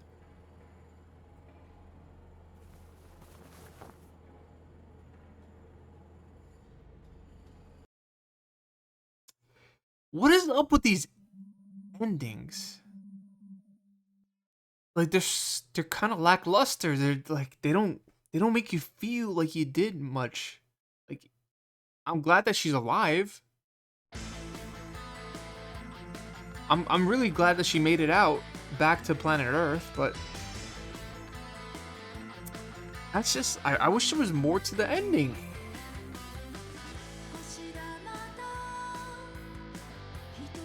Man.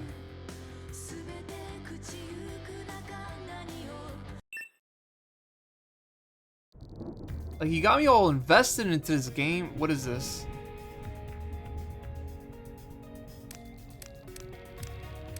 Apparently our ship is more powerful now, I guess. But I like this game a lot. I really do. I really do. But the endings, man, I just wish they worked harder on like the different types of endings, because honestly, at the end of the day, every single ending, there's 3, I guess, I assume. Every single ending just came back to like her either being disappointed that she didn't finish the mission, or she finished the mission and she came back home. There's no like happy ending, there's nothing, just like, you did the mission, congratulations, that's it. But there is other modes, like there is a void challenge, there is a continued mode, there is like New Game Plus. But in terms of the base game here, I love it. I do like it. Honestly, I was gonna give this game a 9 out of 10, but god damn, the ending really ticked me off in a way. Like, I just wanted to see her get on with her life. Maybe, like, just start a new life or do something different other than flying an aircraft. You know, progressing the story just a tad bit. But I have to knock it down, like, 0.5 points. You know, it was originally going to be a 9 out of 10 game. But I feel comfortable enough to say, like, this is an 8.5 out of 10 game. I do love it. I love the Afterburner inspiration. The Star Fox inspiration behind it. Fast-paced action, you know, you get to see the character pilot in the avatar screen, the maneuvering that you get to do. It feels like you're playing a movie, and it's great, but also you're playing a game at the same time. It's a good game. Honestly, it's a good game. I'm just not really a fan of the ending, to be honest. Not such a fan. Hey, there is an element where you can upgrade your customization, you can upgrade your aircraft, your ship, you can make it stronger, you could upgrade your weapons, choose different types of weapon upgrades or abilities to use. And yeah, there's definitely more. There's definitely more to this game. On the surface, it's a great fast-paced action game that is reminiscent to Star Fox and Afterburner. Good time. Good time. You know, you'll be spending about like 3 to 5 hours on this game. 2 to 5 hours, give or take. But yeah, ladies and gentlemen, thank you so much for watching my playthrough of Rogue Flight. Available on Steam. Fun time. I had a good time. 8.5 out of 10. Highly recommend it. Hopefully this game does not go under your radar. And thank you so much for watching my playthrough of it. Appreciate it. Thank you very much.